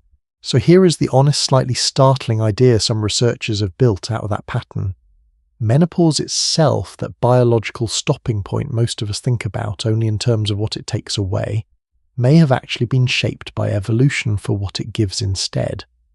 A woman who stops having her own children early enough and lives on strong and capable for decades afterward can pour every bit of that remaining strength directly into grandchildren who already exist, rather than splitting her energy towards starting an entirely new pregnancy of her own at an age when pregnancy itself becomes considerably riskier. There is a reasonable question you might be forming right about now, and it deserves a direct answer. Why not simply keep having children herself for as long as possible the way most other female mammals do right up until the very end of life? The proposed answer involves something almost mathematical in its logic. A newborn competes directly with an older sibling for exactly the same resource a mother's limited time and energy. A grandmother's help, by contrast, adds resources into the system rather than dividing them further. Multiply that difference across an entire lifetime, across many grandchildren, rather than one final risky pregnancy, and the math appears to clearly favour stepping back from having more children herself, in exchange for helping the children who already exist survive and grow stronger. There is a harder edge to this logic too, worth stating plainly rather than dancing around. Pregnancy and childbirth carry real physical risk at any age, and that risk climbs the older a mother gets. A woman who continued attempting pregnancy indefinitely deep into older age would face rising odds of complications serious enough to threaten her own survival, and by extension the survival of every child already depending on her. Stepping back from further pregnancies at a certain point while remaining strong enough to keep working hard on behalf of grandchildren may simply have been the safer bet across enough generations to get written permanently into human biology. There is a deeper piece to this idea worth mentioning too, connected to something we touched on earlier about how differently human infants grow compared to almost every other animal. Human childhood stretches on remarkably long, slower than any comparable primate, with brains that keep developing for years rather than months. Some researchers who study this closely suspect the two patterns are quietly tangled together. A support system reliable enough to include grandmothers may have given human childhood room to stretch out longer than it otherwise safely could, buying the growing human brain extra years to develop, without leaving mothers alone to shoulder the entire cost of that stretched-out dependency by themselves. There is a nice, almost circular elegance buried inside that connection if you sit with it for a moment. A longer, better supported childhood produces a more capable adult. A more capable adult decades later becomes exactly the kind of grandmother able to support the next round of children through their own long childhood. Once a pattern like this gets started, each generation feeding directly into the strength of the next one, it becomes remarkably difficult for evolution to talk itself out of it again. Now, before this starts sounding too tidy, too much like a single clean explanation for something enormously complicated, it deserves the same honesty we have tried to bring to every idea so far in this story. Not every researcher agrees this explains the full picture. Some point out that in the very data used to build this idea, only about half of the older women doing this kind of intensive grandmothering were actually blood relatives of the children they helped. Aunts helped. Family friends helped. Women with no living grandchildren of their own quietly stepped into that exact role, anyway drawn perhaps by simple attachment or by the same social expectations that shaped everything else about how this camp shared its work. Which raises a fair, complicating question. Is this really specifically about grandmothers in the strict biological sense, or is it closer to something broader, an entire culture of older women generally stepping into a role that any sufficiently experienced, sufficiently free adult could fill, whether or not they happen to share the child's actual bloodline? It is worth sitting with that complication rather than brushing past it because it changes the shape of the story in an interesting way. If the pattern really does extend beyond blood relatives, that suggests something perhaps even more remarkable than a single evolved instinct pointing a grandmother specifically toward her own daughter's children.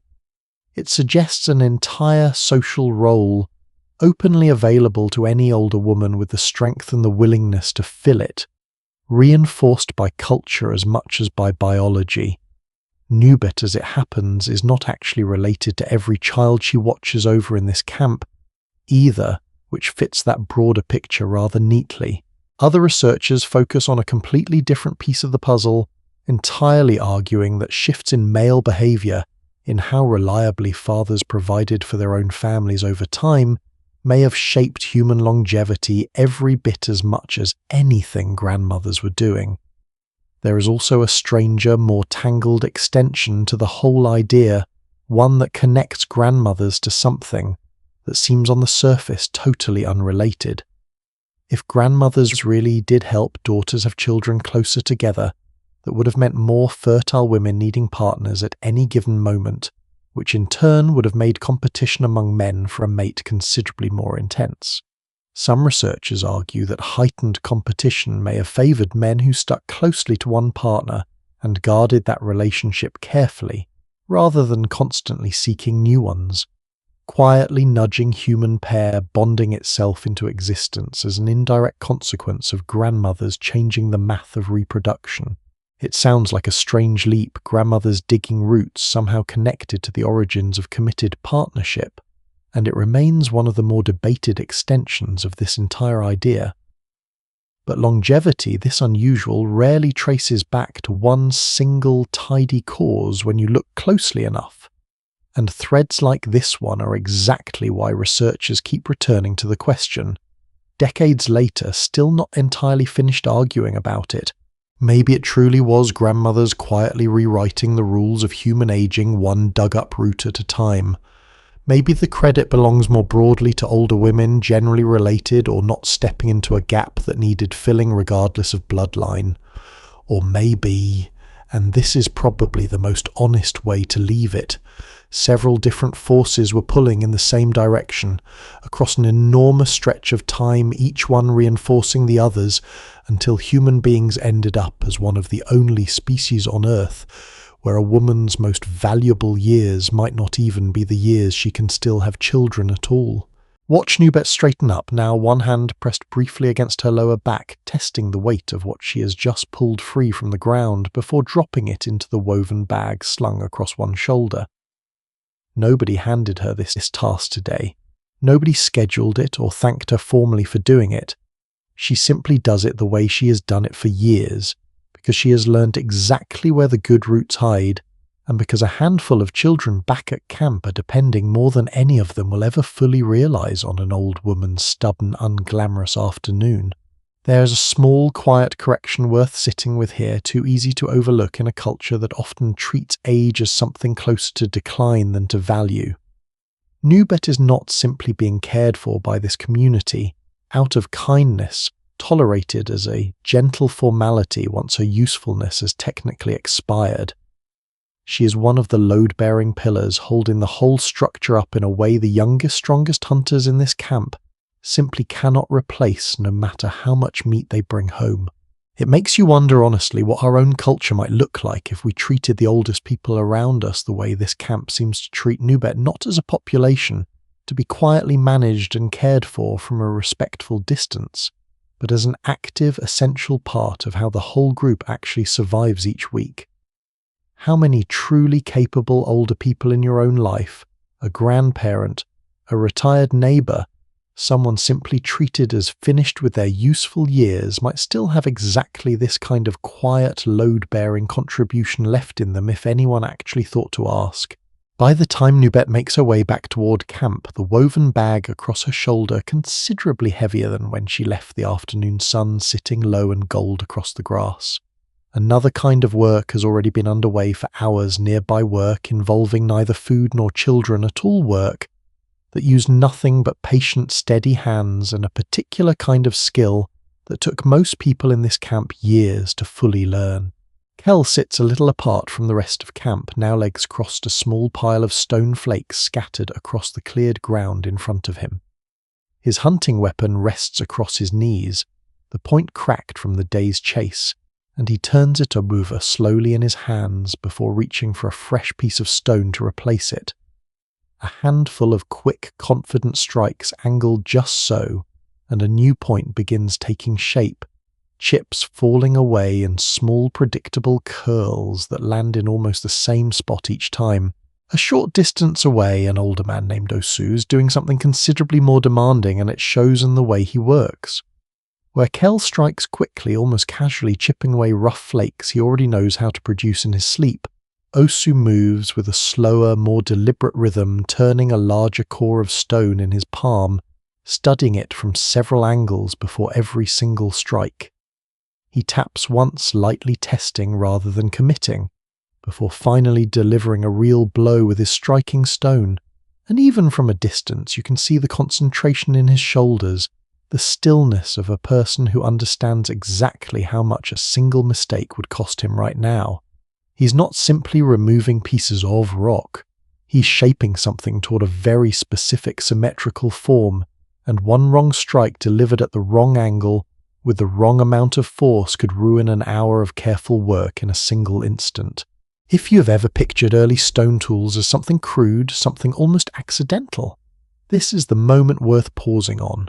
What Osu is doing right now is nothing near random.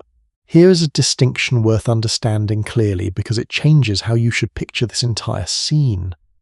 Not all stone tools were created equal, and not all of them took the same amount of skill to make. A simple sharp flake struck off a rock in 1 or 2 attempts, something Kel could produce almost without thinking, was truly easy to learn. Even a fairly young, inexperienced pair of hands could manage a passable version fairly quickly.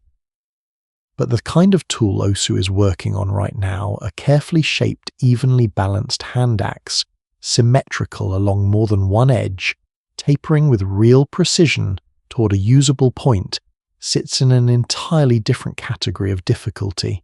People who study these two kinds of tools closely today by actually learning to make them the old way describe something almost startling about the gap between them. The simple flake can be picked up reasonably well within days. The refined, symmetrical hand axe, the kind Osu is quietly working through right now, can take years of steady practice before someone consistently produces one worth keeping. Years, not days. Years spent failing, adjusting, failing again under the patient watch of someone who already knows what a good strike sounds like before it even lands. Some crafts studied in living communities today, ones that still teach specialized stone or wood working the traditional way, describe an apprenticeship stretching across 5 years or longer before a young learner is considered truly skilled, and even then real mastery keeps deepening for decades afterward. 5 years spent on a single craft, taught not through lecture, but through thousands of repeated, corrected, reattempted motions, is not a casual hobby. It is closer to what modern societies would call a serious professional training, minus the diploma at the end of it. There is something almost funny about how casually most of us dismiss this entire category of ancient skill, filing it away in our heads somewhere between clumsy and instinctive, barely worth a second thought. Try it yourself sometime if you ever get the chance to hold a piece of flint and a striking stone. Within the first 10 minutes you will likely understand exactly how much you are underestimating the people who did this for a living every single day for most of their adult lives. It is worth noticing too that stone was never the only material passing through hands like these across a typical day. Cordage twisted from plant fiber hide worked soft enough to wear wooden shafts, straightened and balanced just precisely enough to fly true baskets, woven tight enough to carry water without leaking a drop. Almost nothing in this camp survives to reach a modern museum shelf, since fiber and hide and wood rot away within decades, leaving stone as nearly the only evidence still standing after so many thousands of years. It would be a mistake to assume stone was the only skill worth noticing, simply because it happens to be the only one that survived long enough for anyone today to still find it. Have you ever tried to learn a seriously difficult physical skill purely by watching someone else do it, without a single word of explanation offered out loud? No manual, no labeled diagram, just watching, copying, failing, and watching again. That is closer to how Osu likely learned this exact skill himself decades ago, and it is almost certainly how he is quietly passing it along to someone younger in this very camp right now, without either of them treating the process as anything unusual at all.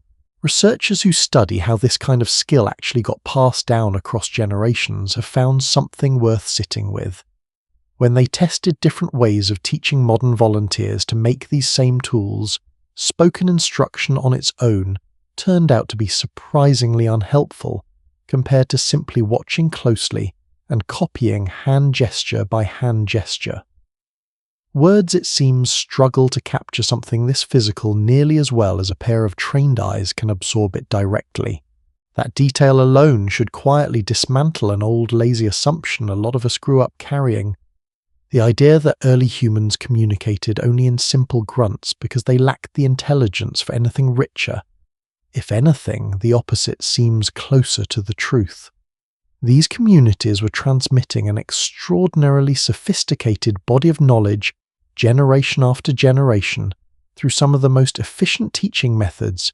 Human beings have ever developed methods so effective that many modern craft traditions still rely on nearly identical ones today.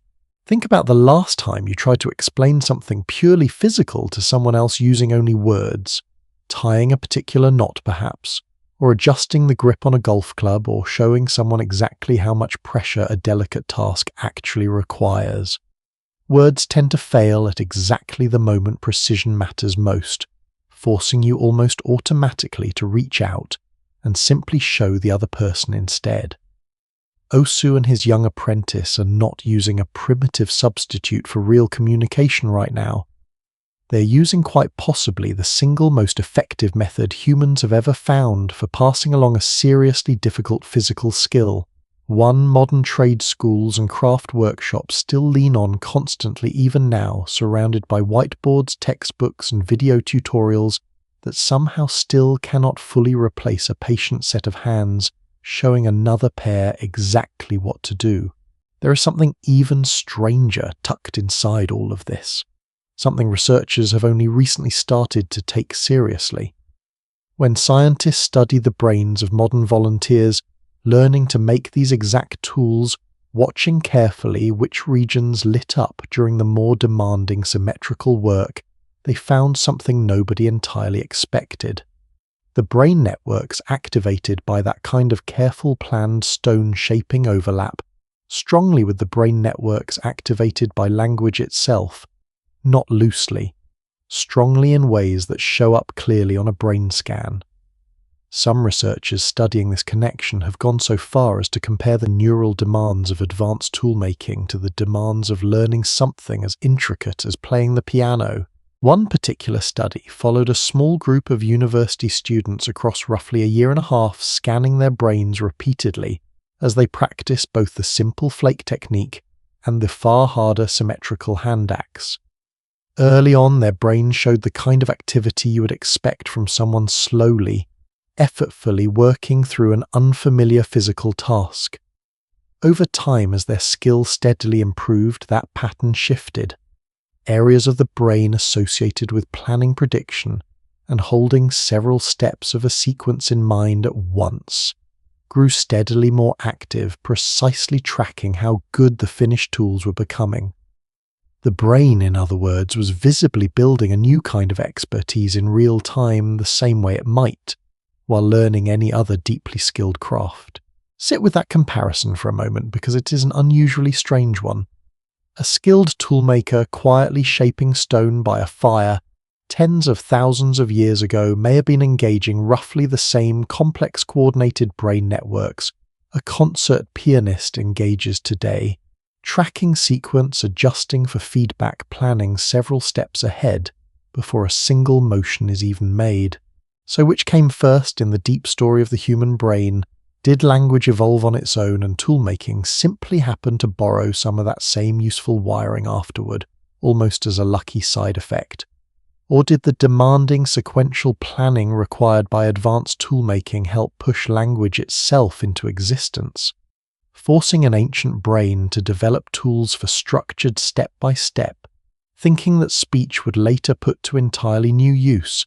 Researchers honestly disagree here, and it is worth respecting that disagreement rather than picking whichever answer sounds more dramatic. Some argue the overlap in brain activity is compelling evidence that toolmaking and language evolved together, each pushing the other forward across an enormous stretch of time. Others urge caution, pointing out that two skills sharing a brain region does not automatically prove one caused the other to develop any more than two neighbors sharing a fence. Proves they built their houses together. Maybe toolmaking helped drag language into existence, one carefully planned strike at a time. Maybe language came first and simply lent its considerable cognitive machinery to a craft that badly needed it. Or maybe, and this feels like the honest place to leave it, both abilities grew up together so closely intertwined across such an enormous stretch of time that asking which one came first is a little like asking whether a river or its riverbed came first. Each one most likely quietly shaped the other into its final form. There is a common mistake worth naming directly here, since it shapes how an enormous number of people still picture this entire era without realizing it. Popular imagination tends to sort ancient humans into two lazy categories, either brutish and unskilled, or somehow secretly modern and simply dressed differently. Neither picture holds up next to what Osu's actually doing right now. He is not a brute. He is not a costumed version of a modern engineer either. He is something considerably more interesting than either cartoon a genuine specialist respected, specifically for a skill that took him the better part of a lifetime to fully earn operating inside a knowledge system every bit as real and demanding as any trade guild that would come along many thousands of years later. Watch Osu again for a moment, his weathered hands steady despite their age turning. The stone slowly listening as much as looking the way a woodworker learns to listen to a saw. A young man sits nearby watching every motion with real focus, occasionally reaching out to try a strike of his own under careful supervision, wincing slightly whenever the result falls short of what he clearly hoped for. Nobody's rushing him. Nobody expects him to master this today or this month or possibly even this year. Some skills everyone in this camp seems to understand instinctively simply take exactly as long as they take. It is worth noticing before we move on from this quiet, unhurried scene everything this single afternoon actually represents. Every stone tool ever pulled out of the ground by an archaeologist sitting behind glass in a museum, somewhere carefully labelled and lit, was once exactly this. Not a lucky accident. Not the product of some unusually gifted individual working alone. The visible endpoint of an entire unbroken chain of teachers and students stretching back further than any of us can properly imagine, passing along knowledge nobody ever bothered to write down because nobody needed to. Consider for a moment how strange that actually is. An unbroken teaching relationship, hand to hand, generation after generation, running longer than every human language currently spoken on Earth combined, and not a single word of it survives anywhere except in the finished shape of the objects themselves. There is a particular kind of patience woven through everything happening in this corner of camp right now, the same patience we have already seen out on the grassland in a slow chase that outlasted a faster animal, and it is worth asking yourself honestly, how much of your own daily life still leaves genuine room for a skill that simply takes years to earn properly? So much of Kel and Osu's entire day, in fact, quietly revolves around exactly this question of time, of how many hours actually got spent on any given task. And it turns out that question has sparked one of the longest-running, most surprising arguments in the whole study of how early humans actually lived. Let us actually do the math here, honestly, because this particular question has quietly divided serious researchers for more than half a century, and the answer matters more than it might first appear. By now, look at where everyone in this camp actually stands. Amma finished her digging hours ago and has spent a good stretch of the afternoon simply sitting near the shade of a shelter, occasionally mending a strap on her carrying sling, occasionally doing nothing at all. Nubet returned from her own foraging trip some time back and has been resting nearly as long as she worked her digging stick propped against the same shelter, forgotten for now. Kel finished repairing his weapon a while ago and has drifted over to watch Osu work, offering the occasional comment that gets ignored, the way unwanted advice usually does. Somewhere nearby, Sula hums something low and tuneless while shifting a sleeping child from one hip to the other. Nobody appears to be racing toward anything. Nobody looks like they're counting down toward the end of a shift. So here is the honest question worth asking, the one that started an argument among researchers that has honestly never fully settled. How many hours a day did people like this actually spend working back before clocks, calendars, or anything resembling a job existed at all? Decades ago, one particularly famous piece of research landed on an answer that startled almost everyone who heard it. Watching communities like the ones we've been describing throughout this story, researchers calculated that adults spent something in the neighborhood of 15 to 20 hours a week on the actual work of getting food. 15 to 20 hours. Less than half of what a standard modern work week demands, with the rest of the time apparently left over for rest, for conversation, for exactly the kind of unhurried afternoon Amma and Nubet are having right now. That finding earned itself a bold, almost provocative name. Some researchers started calling societies like this one the original affluent society, arguing that true wealth was never really about accumulating more possessions in the first place. It was about wanting little enough and having enough free time available, that a person's needs were simply comfortably met most days, without the constant grinding effort modern life often demands of us. There is something almost rebellious about that idea, worth pausing on for a moment before we complicate it. For most of modern history, people assumed progress meant working harder, building more, accumulating more, climbing steadily towards some imagined finish line of comfort that always seemed to sit one step further away than wherever a person currently stood. This particular research suggested something near the opposite, that a small mobile group with almost no possessions at all, no permanent shelter, no stored surplus beyond a few days' worth of food, might have been living closer to genuine comfort than any of the industrialized societies looking back at them with pity. It is a wonderful idea. It also turned out to be, in an important sense, not quite the whole story, and the researcher who first calculated it to his own credit never claimed otherwise nearly as loudly as the popular version of the story eventually did. Here is where the honest complication comes in, and it deserves real attention rather than a quick dismissal. That original 15 to 20 hour figure only counted one specific slice of the day, the time spent directly out gathering or hunting. It left out something enormous. Once you add back in the hours spent processing that food, once it got home cracking nuts, pounding roots, scraping hides, cooking along with the very real time spent simply walking to and from wherever the food actually was, the total picture shifts considerably. Researchers who redid this kind of accounting, more carefully tracking every part of the actual workload, rather than just the most photogenic part of it, arrived at numbers closer to 40 or 45 hours a week. Uncomfortably near, in fact, to a standard modern work schedule. One of the more careful re-examinations of this question, working through the same kind of communities in the harshest, driest parts of southern Africa, found something worth naming precisely. Hunting itself only happened roughly 1 day out of every 3, not daily, and gathering plant food typically took something between 3 and 6 hours on a given day.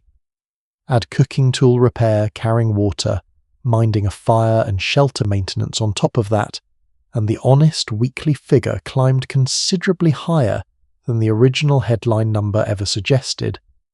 Meanwhile, in wealthier industrial nations today, The standard work week still hovers somewhere around 40 to 45 hours, and in poorer parts of the world right now, plenty of people are working 60 or even 80 hours simply trying to get by. Set next to that wider modern range, the ancient number looks considerably less exceptional than the original, more dramatic version of the story wanted it to sound. Have you ever heard someone confidently claim that cavemen only worked 15 hours a week, usually followed by some complaint about how much harder we supposedly have it today? That claim is not entirely wrong, but it is telling only part of a considerably more complicated truth. The same way saying a job only requires 40 hours a week technically ignores every minute spent commuting, answering messages after dinner, or quietly worrying about work while trying to fall asleep. There is a small technical detail buried in the original research worth pulling out into the open because it explains most of this entire disagreement in one clean stroke.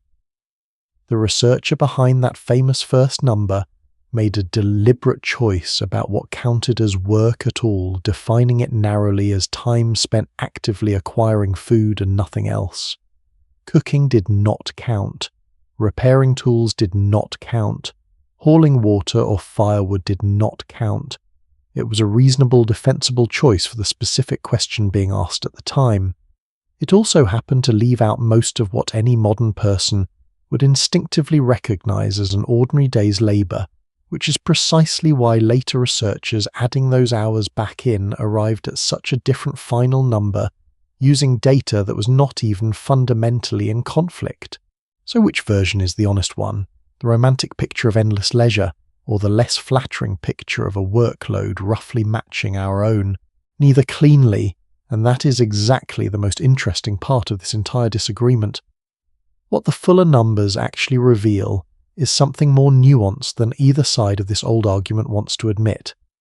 The total hours spent working may land somewhere near what plenty of people manage today, but the shape of those hours, how they were distributed across a single day, looked almost nothing alike. Watch this camp again for a moment, because the difference sits right there in front of you, if you know what you're looking for. Nobody worked in one long, unbroken stretch, the way a modern workday tends to demand. Amma's morning of digging was followed by hours of rest. Kel's tool repair happened whenever he felt like doing it, wedged comfortably between watching Osu work and simply sitting near the fire. There was no single block 8 uninterrupted hours anywhere in this entire day. No clocking in, no fixed lunch break scheduled by someone else, no meeting eating into what should have been personal time. Work and rest were woven together throughout the whole day, instead thread by thread, rather than separated into two clearly marked competing categories. Picture for a moment what your own week would look like laid out this way instead. No fixed start time. No employer deciding when your break happens or how long it lasts. Simply a set of tasks that truly need doing, tackled in whatever order and at whatever pace felt right. That particular day stopping the instant you had done enough picking back up again whenever you felt ready, rather than whenever a schedule demanded it. The total hours in that picture might add up to something near what you already work. The experience of living through them would likely feel almost unrecognizable. There is a real difference between working a certain number of hours and working that same number of hours on someone else's exact schedule, at someone else's exact pace, interrupted only when permission has been granted. Amma decided this afternoon that she was finished for now. Nobody had to approve that decision. Nobody was tracking whether she'd put in her full quota yet. It is worth asking yourself something honest here, since this is really the heart of the whole disagreement once you strip away the competing numbers. When you imagine feeling exhausted at the end of a long week, is it really the total hours themselves wearing you down, or is it the lack of any real say over when those hours happen, how they are paced, and whether you are allowed to simply stop the moment you have had enough for now? Try counting up your own actual week, sometime honestly, the way researchers eventually learn to count this one properly. Not just the hours at a desk or on a job site, but the commute squeezed in before and after the groceries, the meals cooked and cleaned up afterward, the messages answered from bed because they felt urgent enough not to wait. Most people doing that math honestly for the first time are quietly startled by how high the real number climbs, and by how much of it never once shows up on any official schedule. Some researchers who study this question closely lean hard into the total number itself, arguing that once you count everything honestly, the old romantic picture of effortless abundance mostly collapses under its own weight. Other researchers push back just as hard, arguing that raw hours alone miss what actually made this way of living feel different: the flexibility, the total absence of anyone else's schedule imposed from outside, the freedom to stretch a single task across an entire relaxed afternoon, instead of racing to finish it by some arbitrary deadline set by somebody who has never even met you. There is a version of this argument that plays out almost identically in modern conversations about work, which makes the ancient debate feel considerably less distant than you might expect. Ask a self-employed person putting in a 50-hour week doing something they freely chose on a schedule they largely control, whether that feels the same as 50 hours spent inside someone else's rigid structure, answering to someone else's priorities, and most will tell you immediately that it does not feel remotely the same, even though both add up to the exact same number on paper. The hours were never really the whole argument. Control over those hours might have been the real question all along, buried underneath a debate that spent decades arguing about the wrong variable. Maybe the honest total really was near 40 hours most weeks, quietly undercutting the romantic old legend. Maybe the deeper truth sits less in the number itself, and more in who actually controlled it hour by hour, day by day. Or maybe, and this feels like the most honest place to land, both things were true simultaneously. A workload roughly comparable to our own, in raw size, wrapped inside an entirely different relationship to time itself, one modern life quietly stripped away long before most of us ever noticed it happening. There is something else worth adding here too, since numbers alone rarely tell the full story on their own. Not every day looked like this one. A hunt like the one Kel finished this morning could fail entirely, forcing considerably longer hours the following day just to make up the difference. A particular season might demand far more foraging effort than another, depending entirely on what happened to be ripe migrating or simply available that month. Averages flatten out an enormous amount of real variation season to season, region to region, year to year, and it would be dishonest to pretend any single number could capture something that flexible with much precision at all. It is worth being honest too about where these numbers actually came from, since it matters for how much weight any of us should put on them. Nobody was following ancient humans around with a stopwatch tens of thousands of years ago. Every figure in this entire debate comes from carefully observing communities living today in a small number of specific places under a small number of specific conditions, and then reasoning carefully backward toward what similar lives might have looked like much earlier. That approach has real value, and it is the best evidence anyone currently has. It is also not the same thing as certainty, and any honest account of this argument has to hold that uncertainty right alongside the numbers themselves rather than pretending it away. Watch Amma now, finally standing again, stretching unhurriedly, before wandering toward a small group gathered near the far side of camp, where something considerably more colourful than food or tools is quietly taking shape. Nobody called her over. Nobody scheduled her arrival. She simply noticed something interesting happening and walked toward it, the exact freedom that made the entire debate you just heard so difficult to resolve with a single tidy number in the first place. There is still a good stretch of afternoon left, and not everyone in this camp is spending it on anything you could reasonably call work at all. Amma settles onto the ground beside Sula, who is working a small lump of reddish stone against a flatter piece with slow circular strokes, grinding it steadily down into a fine rust-coloured powder. Beside her sits a shallow shell half filled with water, and every so often she tips a little of the powder into it, stirring with one finger, until the mixture thickens into something closer to paint than dust. A few paces away, another woman sits cross-legged with a small pile of shells in her lap, each one pierced through with a tiny careful hole threading them one by one onto a length of twisted fibre cord. She works a fresh shell, now bracing it against a flat stone and pressing a sharpened point into its surface with slow, patient pressure, twisting it gently rather than forcing it the way you might work a stubborn lock rather than simply hammering at it. One wrong angle, one careless push, and the shell splits uselessly in half instead of yielding a clean hole. If you had to guess what these women are doing right now, survival probably would not be your first answer. You would be wrong to dismiss it though, because in a way you have not yet considered, that is exactly what this is. Here is a belief most of us carry around without ever really examining it. Somewhere in our heads, art and decoration, and the whole idea of personal style feel like a comfortable recent luxury, something that showed up only after humans had already solved the harder problems of staying alive, a kind of reward civilization eventually earned for itself once survival stopped being a full-time occupation. Paint your face, wear a necklace, decorate something purely because it pleases you, rather than because it feeds you. And surely that belongs to a much later, softer chapter of the human story. It does not even near it. In a cave along the southern coast of Africa, researchers uncovered something that quietly rewrote this entire assumption. Buried in layers of earth roughly 75,000 years old, they found dozens of small seashells, each one deliberately pierced through, with a hole too clean and too consistent to have happened by accident.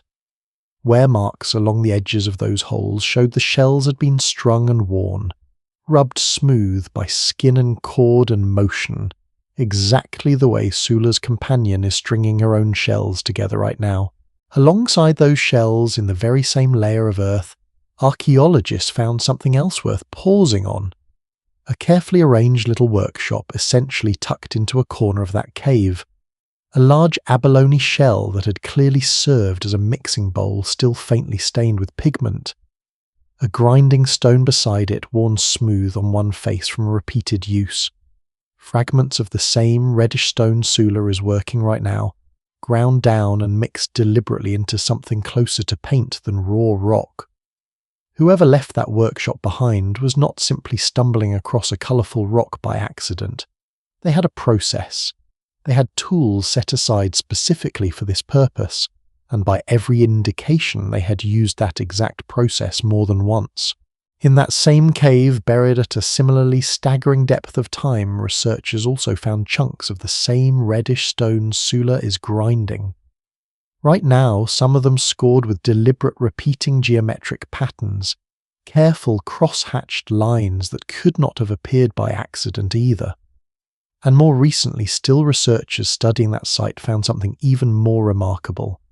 A single small stone flake, marked with a simple pattern of crossing red lines made with the same reddish pigment deliberately applied with something like a crayon rather than smeared by chance. That little scrap of stone currently holds the honest, remarkable title of the oldest known drawing on Earth. Let that settle in for a moment, because the number attached to it is almost hard to hold on to properly. 73,000 years. Long before agriculture, before cities, before writing, before almost anything most of us associate with the beginning of real human culture. Somebody sat down and deliberately drew a pattern on a piece of stone for reasons that had absolutely nothing to do with hunting, eating, or simple survival. For a long time, researchers assumed nothing resembling real art appeared, until tens of thousands of years later, in the famous painted caves of Ice Age Europe bison and horses rendered in charcoal and ochre on cave walls, a story most of us actually did learn somewhere along the way. That story is not wrong exactly. It is simply considerably incomplete. Whatever happened on those European cave walls was not the beginning of anything. It was a much later chapter, in a story that had already been running for tens of thousands of years before it quietly, in a much warmer cave on a much smaller piece of stone. So why does this matter as much as it clearly does to the researchers who study it? Why do a handful of shell beads and a scribble of red lines get treated as one of the most significant discoveries in the entire story of what makes us human? Because drawing a pattern, stringing a bead, painting a design onto skin, all of it requires something no other animal on this planet appears to do in quite the same way. It requires imagining something that does not exist yet, and then deliberately bringing it into existence purely because you wanted it to exist, not because it fed you or protected you from anything at all.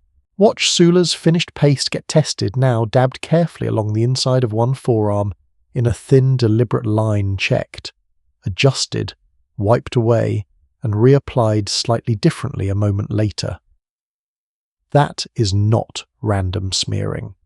That is a person making an aesthetic decision, revising it and making it again until it looks right to her, specifically a kind of judgment about her own appearance that most of us assume belongs entirely to a much more recent, much more self-conscious era of human history.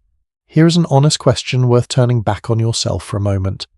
Something you did earlier today, choosing a particular shirt, adjusting your hair a certain way, putting on a piece of jewelry that means something specific to you, was never really about survival either. It was about saying something to yourself as much as to anyone watching.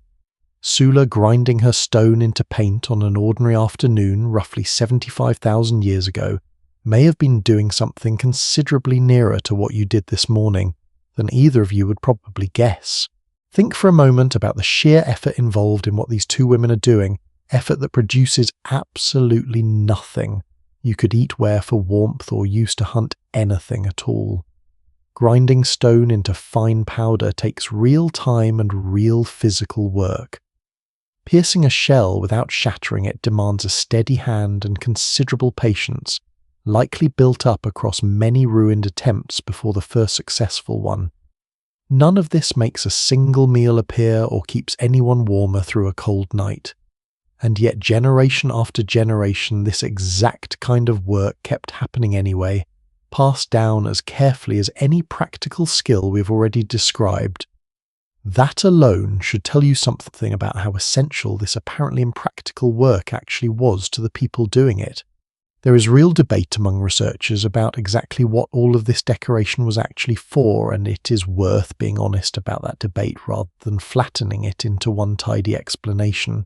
Some argue these beads and painted patterns were mostly about pure aesthetic pleasure decoration for its own sake, evidence of a mind finally capable of appreciating beauty simply because beauty felt good to look at. Others push back against that reading, pointing out how consistently these particular styles of beads and patterns show up across different sites, separated by real distance, suggesting something more deliberate and social. A shared style, worn and recognized by a particular group, might have functioned almost like a signature, a quiet, wearable way of saying which community you belong to, who your people were long before anyone had a flag or a uniform to do that same job. In a landscape where a stranger's group affiliation could truly matter at a glance, before a single word was exchanged, a distinctive shell pattern worn around the neck might have carried real practical weight well beyond simple decoration. Researchers who have studied how these particular patterns changed over many thousands of years found something that supports that second idea rather strongly. The engraved designs did not stay frozen in one unchanging style. They evolved gradually, generation after generation, becoming easier to recognize at a glance, and easier to remember and reproduce accurately from memory, exactly the kind of refinement you would expect from something functioning as a shared visual language rather than simple private doodling. Researchers studying this evolution over time describe the patterns growing steadily more effective, as in their words, tools for the mind, more distinctive, more memorable, more clearly expressive of intention with each passing generation. The same slow refinement you might expect from any symbol system actually being used and improved by real people over real time, rather than one invented once and then simply copied without thought. Maybe it truly was pleasure, pure and simple, the same impulse that makes you rearrange furniture until a room finally feels right, applied to a person's own skin instead of a living room. Maybe it was closer to a signature, a badge of belonging worn on the body for everyone else to instantly recognize. Or maybe, and this feels like the honest place to land once again, it was both at once, since very little about being human ever seems to separate neatly into only one motive at a time. We rarely dress a certain way for only one single reason ourselves, so there is little reason to assume Sula did either. There is a common mistake buried in how most of us picture this era worth naming plainly before we move on. We tend to imagine early humans as somehow pre-personal, interchangeable, defined only by group survival, with no real individual identity attached to any single person within it. Picture the word tribe the way it tends to appear in old textbooks and documentaries, a faceless mass moving and acting as one indistinguishable from each other in every meaningful way. The evidence from a cave like this one argues almost the opposite. Someone specifically chose this particular pattern rather than another one. Someone specifically wanted these particular shells arranged in this particular order along this particular chord. Individual taste, individual choice, a small, quiet insistence on being recognizably yourself, rather than simply indistinguishable from everyone else in the group, appears to be a considerably older part of being human than most of us ever learn to assume. It might be one of the oldest, quietest declarations any human being ever made about themselves. Not I hunted this, or I gathered this, or I built this shelter. Something nearer to simply this is who I am worn where everyone else could see it. There is something worth noticing too in how ordinary this scene actually feels once you stop treating it as ancient history and simply watch it unfold. Two friends sitting together in the shade of an afternoon, one making something to wear, the other testing colour against her own skin, occasionally glancing at each other's work, occasionally adjusting their own, based on what they notice. Strip away the setting entirely, and this could be almost any two people, anywhere doing almost exactly what people still do together on any given afternoon tens of thousands of years and an entire world of technology later. Watch Amma reach for a small handful of shells, now turning a few over in her palm before choosing one, holding it up briefly to compare its colour against the fading afternoon light. She sets two aside as unsuitable, barely glancing at them again, and keeps a third, turning it once more between her fingers with something that looks unmistakably like satisfaction. Whatever she decides to do with it in the next few minutes, nobody in this camp is going to tell her it is frivolous, or a waste of an afternoon better spent on something more practical. In this particular camp, apparently it never was frivolous in the first place. As the light continues shifting from gold towards something deeper and more orange, the whole camp begins settling into a different rhythm entirely. The kind that has nothing to do with tools or food or even colour. Somewhere beyond the edge of firelight, the very first sounds of the evening are already beginning to gather, and what happens next, once true darkness finally arrives, may turn out to be the single most important part of this entire day. By the time real darkness settles fully over the grassland, the entire shape of this camp has changed into something almost unrecognizable from the busy, scattered afternoon we just left behind. The last traces of orange have drained out of the sky, entirely replaced by a scatter of stars sharper and more numerous than most of us will ever see again in a lifetime spent under artificial light. Everyone has drawn in closer to the fire now, near enough that faces catch the orange light from below, throwing shadows upward in a way sunlight never quite manages. Kel sits with his knees drawn up, Amma beside him.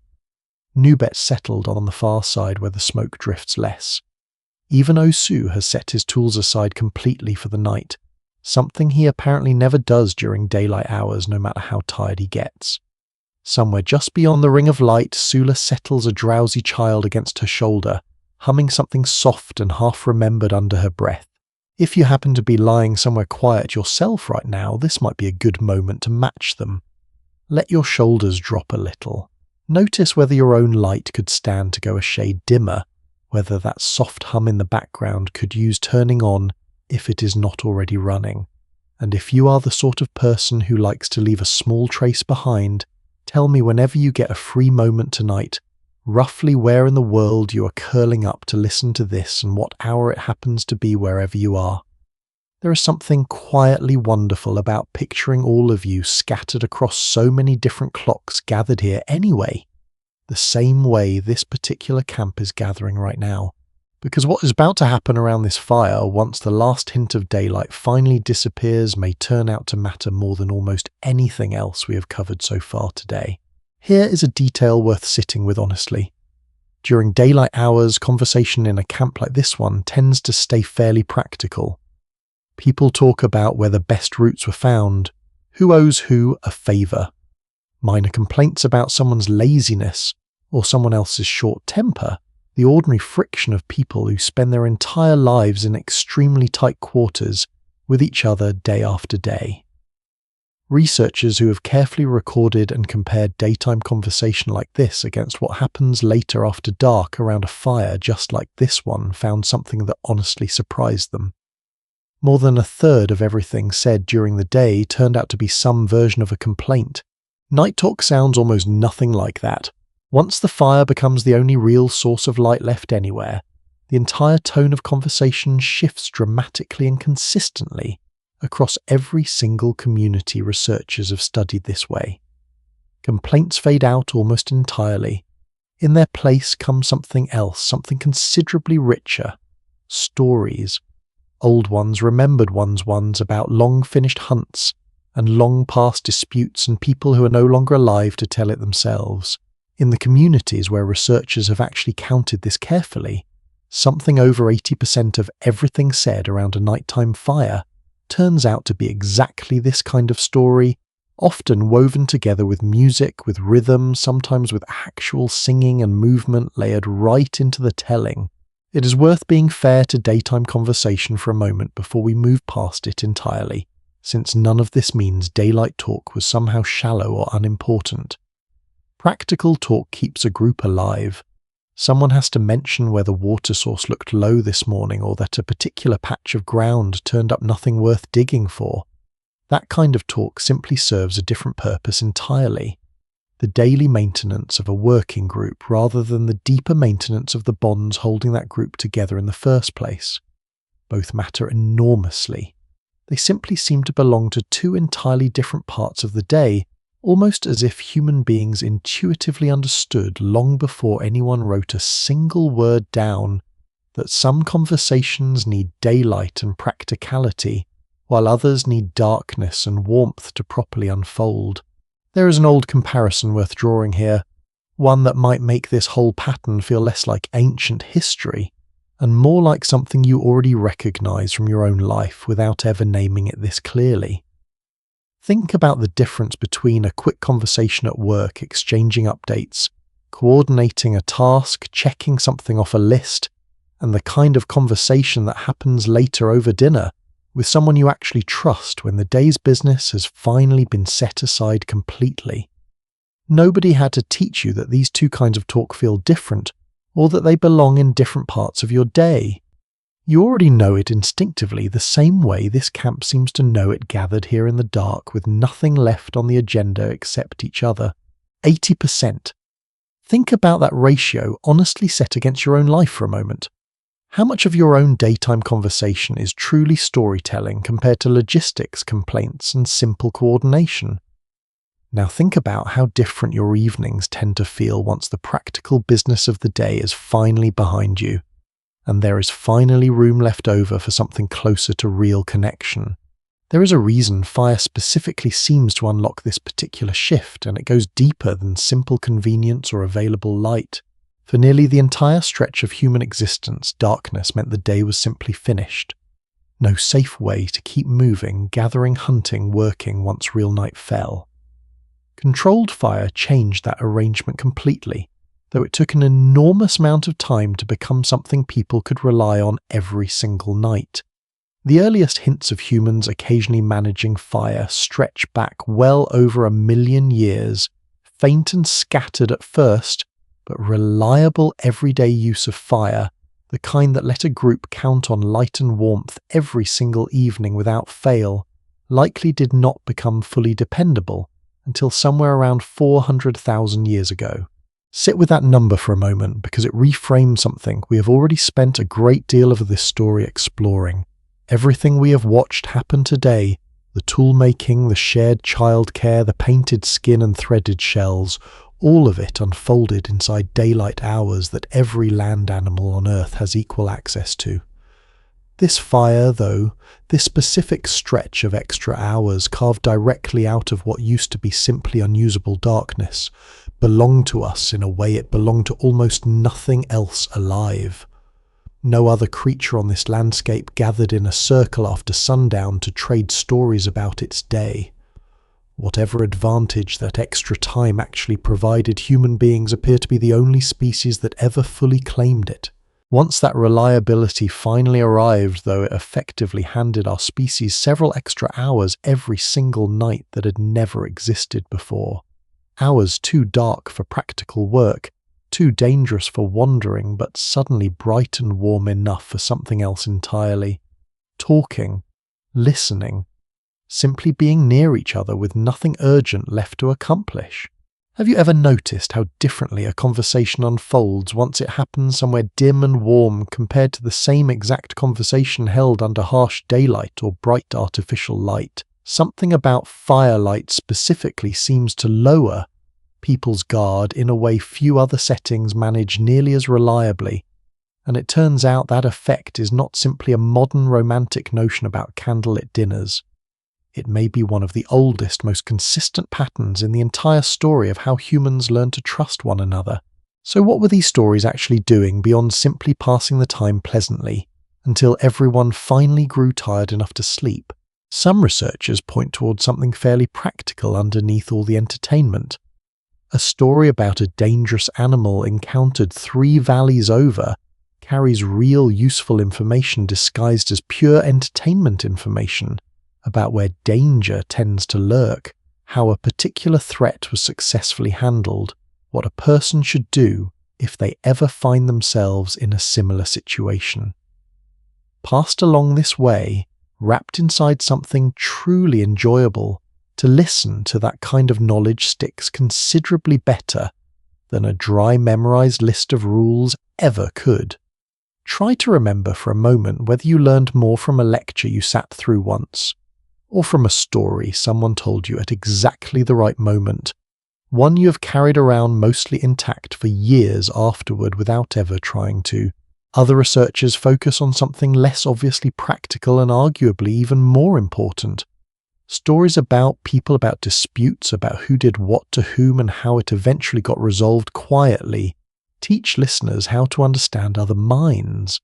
Following a story means constantly guessing what a character wanted, what they were thinking, why they made the choice they made, exercising exactly the same mental muscle you use every single day, trying to understand the people actually in your own life. Communities that gather this way night after night may be running an enormous informal training program, in empathy itself, one story at a time, without anyone involved ever describing it in those terms.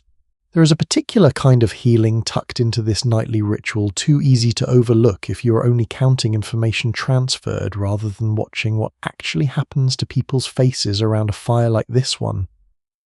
Whatever small friction built up during the day, an argument over shared meat, a sharp word exchanged while someone was tired and hungry, tends to soften considerably by the time a good story has properly settled over the group. Researchers who study these gatherings closely have noticed exactly this pattern, describing firelight time as functioning almost like a nightly reset, smoothing over whatever minor tension the day happened to leave behind before everyone finally settles down to sleep. It is difficult to stay truly angry at someone while laughing at the same story. They are laughing at shoulder to shoulder in the same warm circle of light. Maybe these stories mattered mostly for the practical knowledge quietly tucked inside them. Maybe they mattered more for the emotional and social muscle they built, teaching an entire camp how to interpret each other more clearly. Or maybe, and this feels like the honest place to land once again, both things were happening simultaneously wrapped together so completely that nobody sitting by this fire tonight would ever think to separate one purpose from the other. Watch Nubet now, settling more comfortably against something behind her, beginning to speak in a low, unhurried voice that immediately draws every other face in the circle toward her. Whatever she's telling them, everyone already seems to know roughly where the story's heading, and nobody appears to mind hearing it again. A few faces smile early, anticipating a particular moment still several sentences away. Someone hums a low, familiar rhythm underneath her words, barely audible, more felt than heard. Kel, who spent his entire morning outrunning an animal across open ground, sits utterly still, now watching Nubet's face the way a much younger man might watch something he truly does not want to miss a single second of. There is something worth noticing in that detail, specifically the fact that a story this camp has clearly heard many times before still commands their full undivided attention tonight. It is not new information they are chasing. It is something nearer to a ritual, a shared return to something familiar and comforting, the exact same reason so many of us still return to a favourite film or a favourite bedtime story, rather than always demanding something entirely new. A story told for the 100th time carries something a brand new story simply cannot offer, yet the quiet comfort of already knowing exactly how safe you are going to feel by the end of it. It makes you wonder honestly what has actually been lost in a world where so many of our own evenings get spent scrolling through an endless stream of unfamiliar faces and unfamiliar stories, one after another, rarely returning to anything long enough for it to become truly shared between the people in the room with us. There is a particular kind of intimacy in knowing exactly which story someone is about to tell, and choosing to sit through it again anyway, simply for the pleasure of hearing it together one more time. The fire burns lower as Nubet's story winds gently toward its familiar ending, and one by one, without anyone announcing it, the smaller conversations around its edges begin to fade into something quieter still. Somewhere beyond the last reach of the firelight, the whole grassland has gone fully, completely dark, and the very same question that opened this entire day, the one about why anyone would choose to stay awake or fall asleep at a particular hour, is about to return in a much deeper, much stranger form than any of us have considered yet. One by one, bodies settle down around the dying fire, some retreating into the low shelters ringing the camp, others simply stretching out on the ground nearby, near enough to the last of the warmth to still feel it against their skin. Nubet banks the fire carefully before lying down herself, pulling ash gently over the brightest coals rather than letting them burn freely through the night, a small practiced motion that will let tomorrow's flame catch quickly from what survives until morning. Kel lies on his back a short distance away, one arm folded behind his head, eyes open toward a sky thick with more stars than most of us will ever properly see again.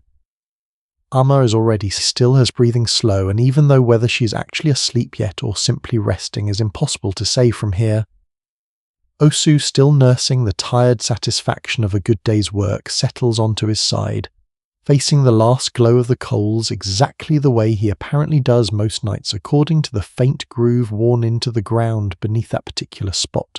This looks on the surface like the most ordinary thing imaginable, people lying down at the end of a long day, and yet the actual mechanics of what is about to happen inside each of these bodies turns out to be considerably stranger and considerably better understood today than almost anyone would guess. There is something worth noticing too in exactly how these bodies have arranged themselves for the night, near enough to hear each other breathing, near enough for warmth to pass naturally from one sleeping form to the next, without anyone planning it that way. Nobody here sleeps entirely alone, sealed off behind a door in a private room, the way most of us do without a second thought.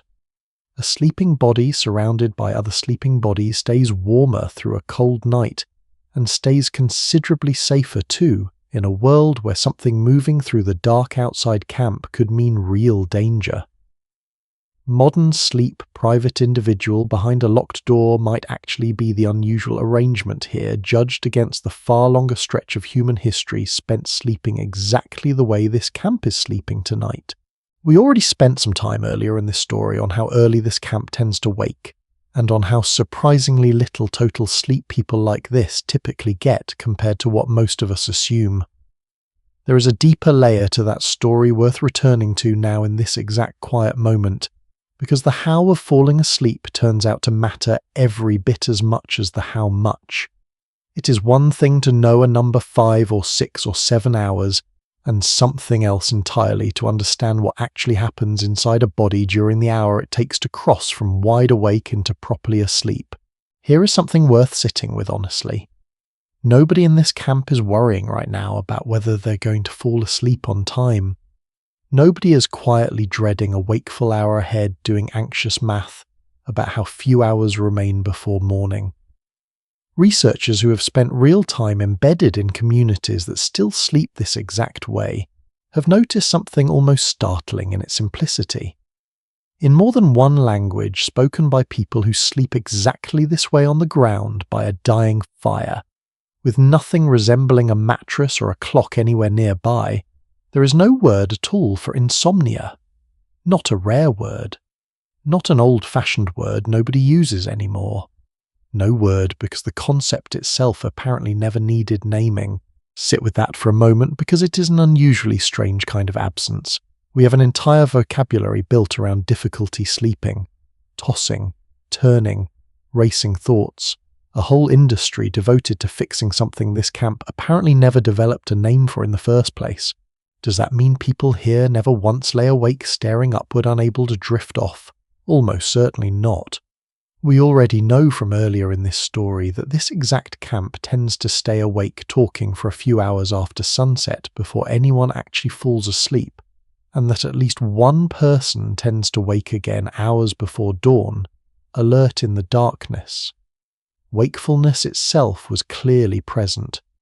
What seems to have been missing was the framing of that wakefulness as a problem requiring a name, a diagnosis, a cure. There is a real difference worth pulling apart here between an experience and the meaning a culture attaches to that experience. Lying awake happened to Amma's people just as it happens to you. What apparently did not happen, at least not in the same way, was the layer of dread stacked on top of it, the mental spiral of counting remaining hours, calculating how exhausted tomorrow will feel, treating a single wakeful stretch as evidence that something inside you has malfunctioned. Strip that layer away, and what remains is simply a quiet hour spent awake in the dark, waiting for sleep to return on its own schedule, rather than being summoned on command. Have you ever noticed how much worse a wakeful hour feels the moment you start labelling it a failure? Lying awake at 3 a.m. is simply an hour. Lying awake at 3 a.m. while silently telling yourself, "This is insomnia. This is bad. This needs fixing," turns that same ordinary hour into something considerably heavier to carry. It is worth wondering honestly how much of what we now treat as a medical condition might actually be, at least in part, a relationship to wakefulness that earlier generations never quite adopted in the first place. Ask yourself, the next time sleep refuses to come quickly, whether the hour itself is truly the problem, or whether it is the story you have already started telling yourself about what that hour means. There is more happening inside these sleeping bodies than simple relaxation worth understanding a little more precisely. Researchers who tracked sleep patterns across an entire year, in communities living exactly this way through actual instruments worn on the wrist recording motion and light exposure, night after night found that total sleep time shifts with the seasons. People here sleep roughly an hour longer during the colder months than during the warmer ones, tracking almost exactly with how quickly the temperature drops once the sun goes down. Colder nights, longer sleep. Warmer nights, shorter sleep fairly reliably across an entire year of careful measurement. That study, incidentally, was not a quick weekend of observation.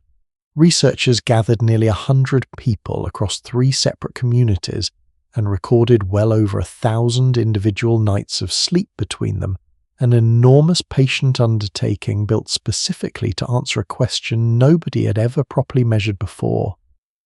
Before that project, plenty of confident assumptions circulated about how our ancestors must have slept deep, unbroken, blissfully undisturbed by anything resembling modern stress.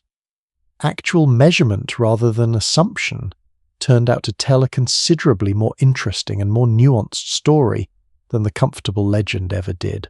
That pattern points towards something researchers keep returning to as one of the most likely triggers for human sleep itself. The human body needs to cool down internally to properly fall asleep, and needs to stay reasonably cool to stay asleep through the night.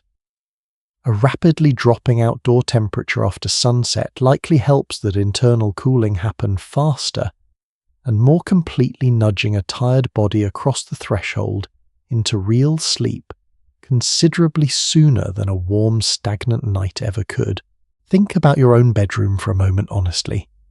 If you have ever struggled to fall asleep during an unusually hot night, only to sleep considerably easier once the temperature finally dropped, you have already felt this exact mechanism working inside your own body, whether or not you ever connected it to anything as distant as a fire circle on an open grassland. It is worth wondering, too, how many of us quietly fight against this ancient wiring every single night without realizing it's sealed inside heated bedrooms that never quite let the body complete that natural cooling drop, the way Kel's body is completing it right now lying uncovered under an open sky. Now, before this starts sounding like a single tidy story with no real disagreement left inside it, it deserves the same honesty every other claim in this entire journey has required. Not every researcher who studies sleep accepts the idea that modern industrialized people sleep roughly the same amount our ancestors likely did. Some scientists studying other traditional communities, ones with slightly different circumstances than the specific groups this particular research focused on, have found real evidence that artificial light and modern schedules truly do shorten sleep compared to a more traditional lifestyle in at least some populations studied closely enough to measure it properly. One researcher who studies a different indigenous community entirely, one only recently connected to electric light, found exactly the kind of sharp reduction in sleep duration. This whole debate revolves around adding a genuine, credible counterweight to the idea that industrialization barely touched our sleep at all. The honest picture seems to be considerably messier than either side of this argument prefers. Electric light and constant screens almost certainly change something meaningful about human sleep. Whether they have shortened total sleep time dramatically everywhere, or mostly changed its timing and its quality, while leaving the raw number of hours closer to where it always was, remains a wide-open question, still being argued over by serious, careful people who've dedicated entire careers to exactly this puzzle. Maybe the total number of hours really has stayed near constant across an enormous stretch of human history, exactly as some of this research suggests. Maybe artificial light has quietly stolen more from us than that research fully captures, exactly as its critics argue.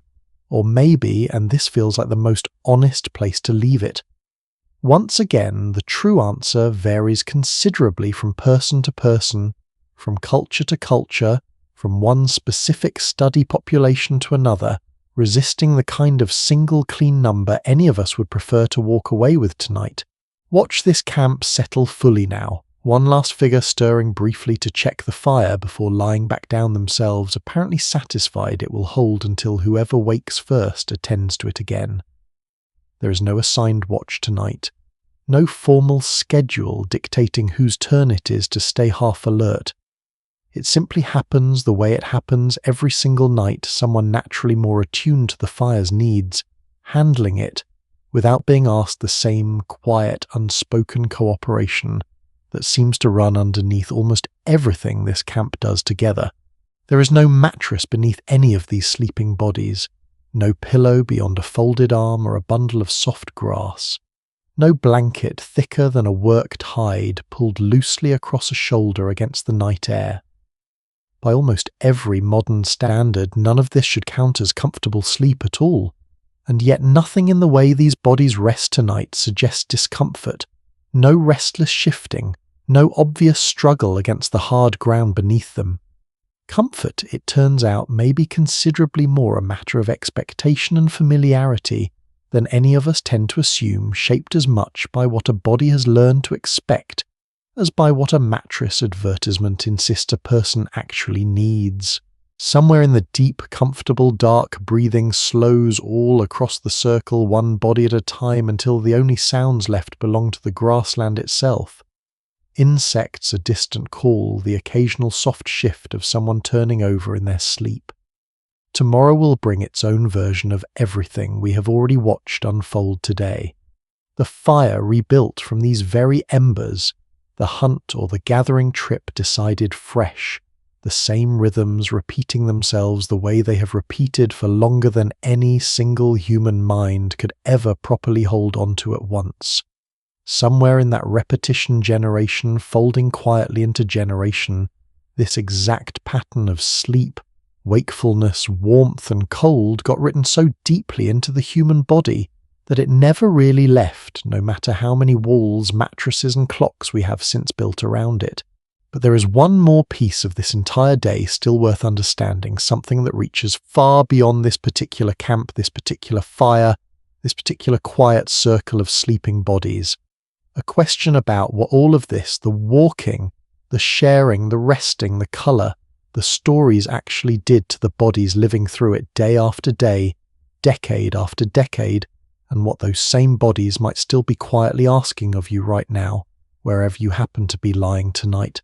You are not simply watching a story about people who lived a very long time ago. You are watching a kind of biography of your own body written in a language none of us learned to interpret until fairly recently.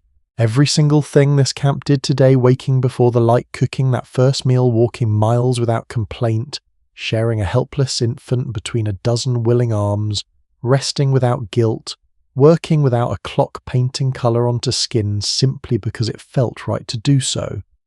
Gathering near a fire once darkness finally settled in left a mark. Not a metaphorical one, an actual physical measurable mark quietly written into the body you're wearing right now tonight, wherever you happen to be lying as you listen to this. Think back for just a moment across everything this single day actually contained. A woman waking in complete darkness before anyone told her to. A fire turning raw food into fuel for a hungry brain. A quiet correction to an old myth about who fed this family. A chase no modern sprinter could win, decided by nothing more dramatic than patience and sweat. A baby passed between more arms than anyone bothered to count. A grandmother whose strength never once stopped mattering. Hands spending years learning something most of us would dismiss in minutes. An honest argument about how many hours any of this actually took. Shells and colour chosen simply because someone wanted to be recognised as herself. A fire at night turning strangers separated by tens of thousands of years into something that still somehow feels a little like company. And finally, sleep without walls, without a clock, without a single word for what happens when it refuses to come easily. None of that belonged only to them. Every part of it, the waking, the eating, the walking, the sharing, the resting, the colour, the story, the sleep, was rehearsal. Practice repeated across an almost unthinkable number of days, just like this one, slowly carving itself into the exact body you are currently occupying. You were not born needing to learn any of it from scratch. You were born already carrying the finished draft inherited quietly without ceremony, the same way you inherited the shape of your hands or the colour of your eyes. So let us end where every honest story like this one should end. Not out there with them, in here with you. Communities that still follow something near the life we have followed today, walking for their food, sleeping under open sky, sharing meat and childcare. And stories the way Kel and Amma and Nubet did show researchers something that should honestly unsettle the comfortable modern assumption that medicine alone rescued human beings from a short, sickly existence. Among the Hadza people of East Africa, one of the last communities on Earth still living substantially this way, something under 2% of adults carry any meaningful excess weight at all. Heart disease. the condition responsible for more deaths in wealthy nations than almost anything else combined shows up so rarely in careful medical surveys of this community that researchers studying it sometimes struggle to find enough cases to properly study. The same holds for type 2 diabetes, for high blood pressure, for the entire cluster of conditions quietly shortening and complicating so many modern lives. Here's the part that tends to surprise people the most, the reversal worth sitting with carefully before this story closes for good. Life expectancy at birth in communities like this one does look considerably lower than in wealthy modern nations, often somewhere in the 30s, occasionally lower still. That number gets repeated constantly, usually to support the tidy, comfortable idea that modern medicine simply rescued us from short, brutal lives across the board. It is not quite telling the whole truth. That low number is driven overwhelmingly by childhood, by infections and complications that modern medicine has truly remarkably solved. Once you survive childhood in a community like this one, the picture shifts dramatically. Adults who make it past those early dangerous years routinely survive into their 60s and 70s, often in the kind of vigorous health many people in wealthier nations weighed down by chronic disease quietly stopped expecting for themselves somewhere around 50. It is a small, easily missed distinction, an average pulled down almost entirely by early loss rather than by adult decline, and it changes the whole meaning of the number the moment you actually understand where it comes from. Researchers who study this pattern across many small-scale societies worldwide have arrived at what they call an adaptive lifespan for our species. The natural range human bodies appear built to reach under reasonably favourable conditions. That range sits somewhere between roughly 68 and 78 years. Modern medicine did something extraordinary, honestly extraordinary, rescuing an enormous number of children who once would not have survived their first few years at all. It did not, contrary to popular belief, invent old age from nothing. Old age was always somewhere inside the design. Modern medicine simply got considerably more of us there. There is a second, quieter piece of this same research worth including, since it explains a great deal about how these particular bodies stay so healthy for so long without a single modern intervention. People in communities like this one tend to move considerably more than most of us do across an ordinary day, walking, digging, carrying, working hour after hour, at a steady, moderate pace, rather than in short occasional bursts, followed by long stretches of sitting still. Researchers who fitted heart rate monitors onto Hadza adults for weeks at a time found something striking: adults in this community spending roughly 14 times as many minutes in real, elevated physical activity each day as the average adult in a large, well-studied modern population. 14 times, not 14% more, 14 times over. And yet, strangely, when researchers carefully measured total daily energy use, it did not turn out to be dramatically higher overall than energy use in far more sedentary modern populations.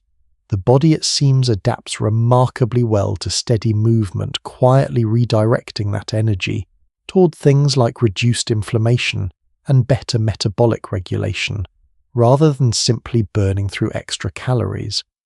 Movement itself, consistent and unglamorous, appears to be doing something considerably more sophisticated than simply working off a meal. So here is an honest question worth carrying with you after this story ends tonight. If a body built like yours, walking, resting, eating real food, connected tightly to other people, sleeping according to darkness, rather than against it, can reach its 70s in truly good health without a single modern medication, what does that suggest about the gap between the life your body was quietly built to expect and the life so many of us are currently living instead? It is worth asking gently, without turning it into another item on a long list of things to feel guilty about tonight. The point was never to prove you are failing.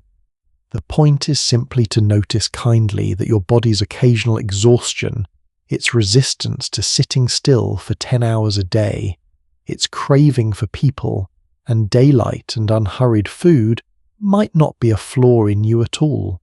It might be exactly what a body this old, this well-designed, is supposed to feel when the world around it stops matching what it was built for. This is not a call to abandon your bed, your kitchen, your entire modern life and go sleep on open ground tonight. That would be a strange and slightly unhelpful note to end an entire story on. It is something gentler than that and considerably more useful. It is an invitation to notice honestly without shame which parts of your own daily rhythm might still be quietly asking for something.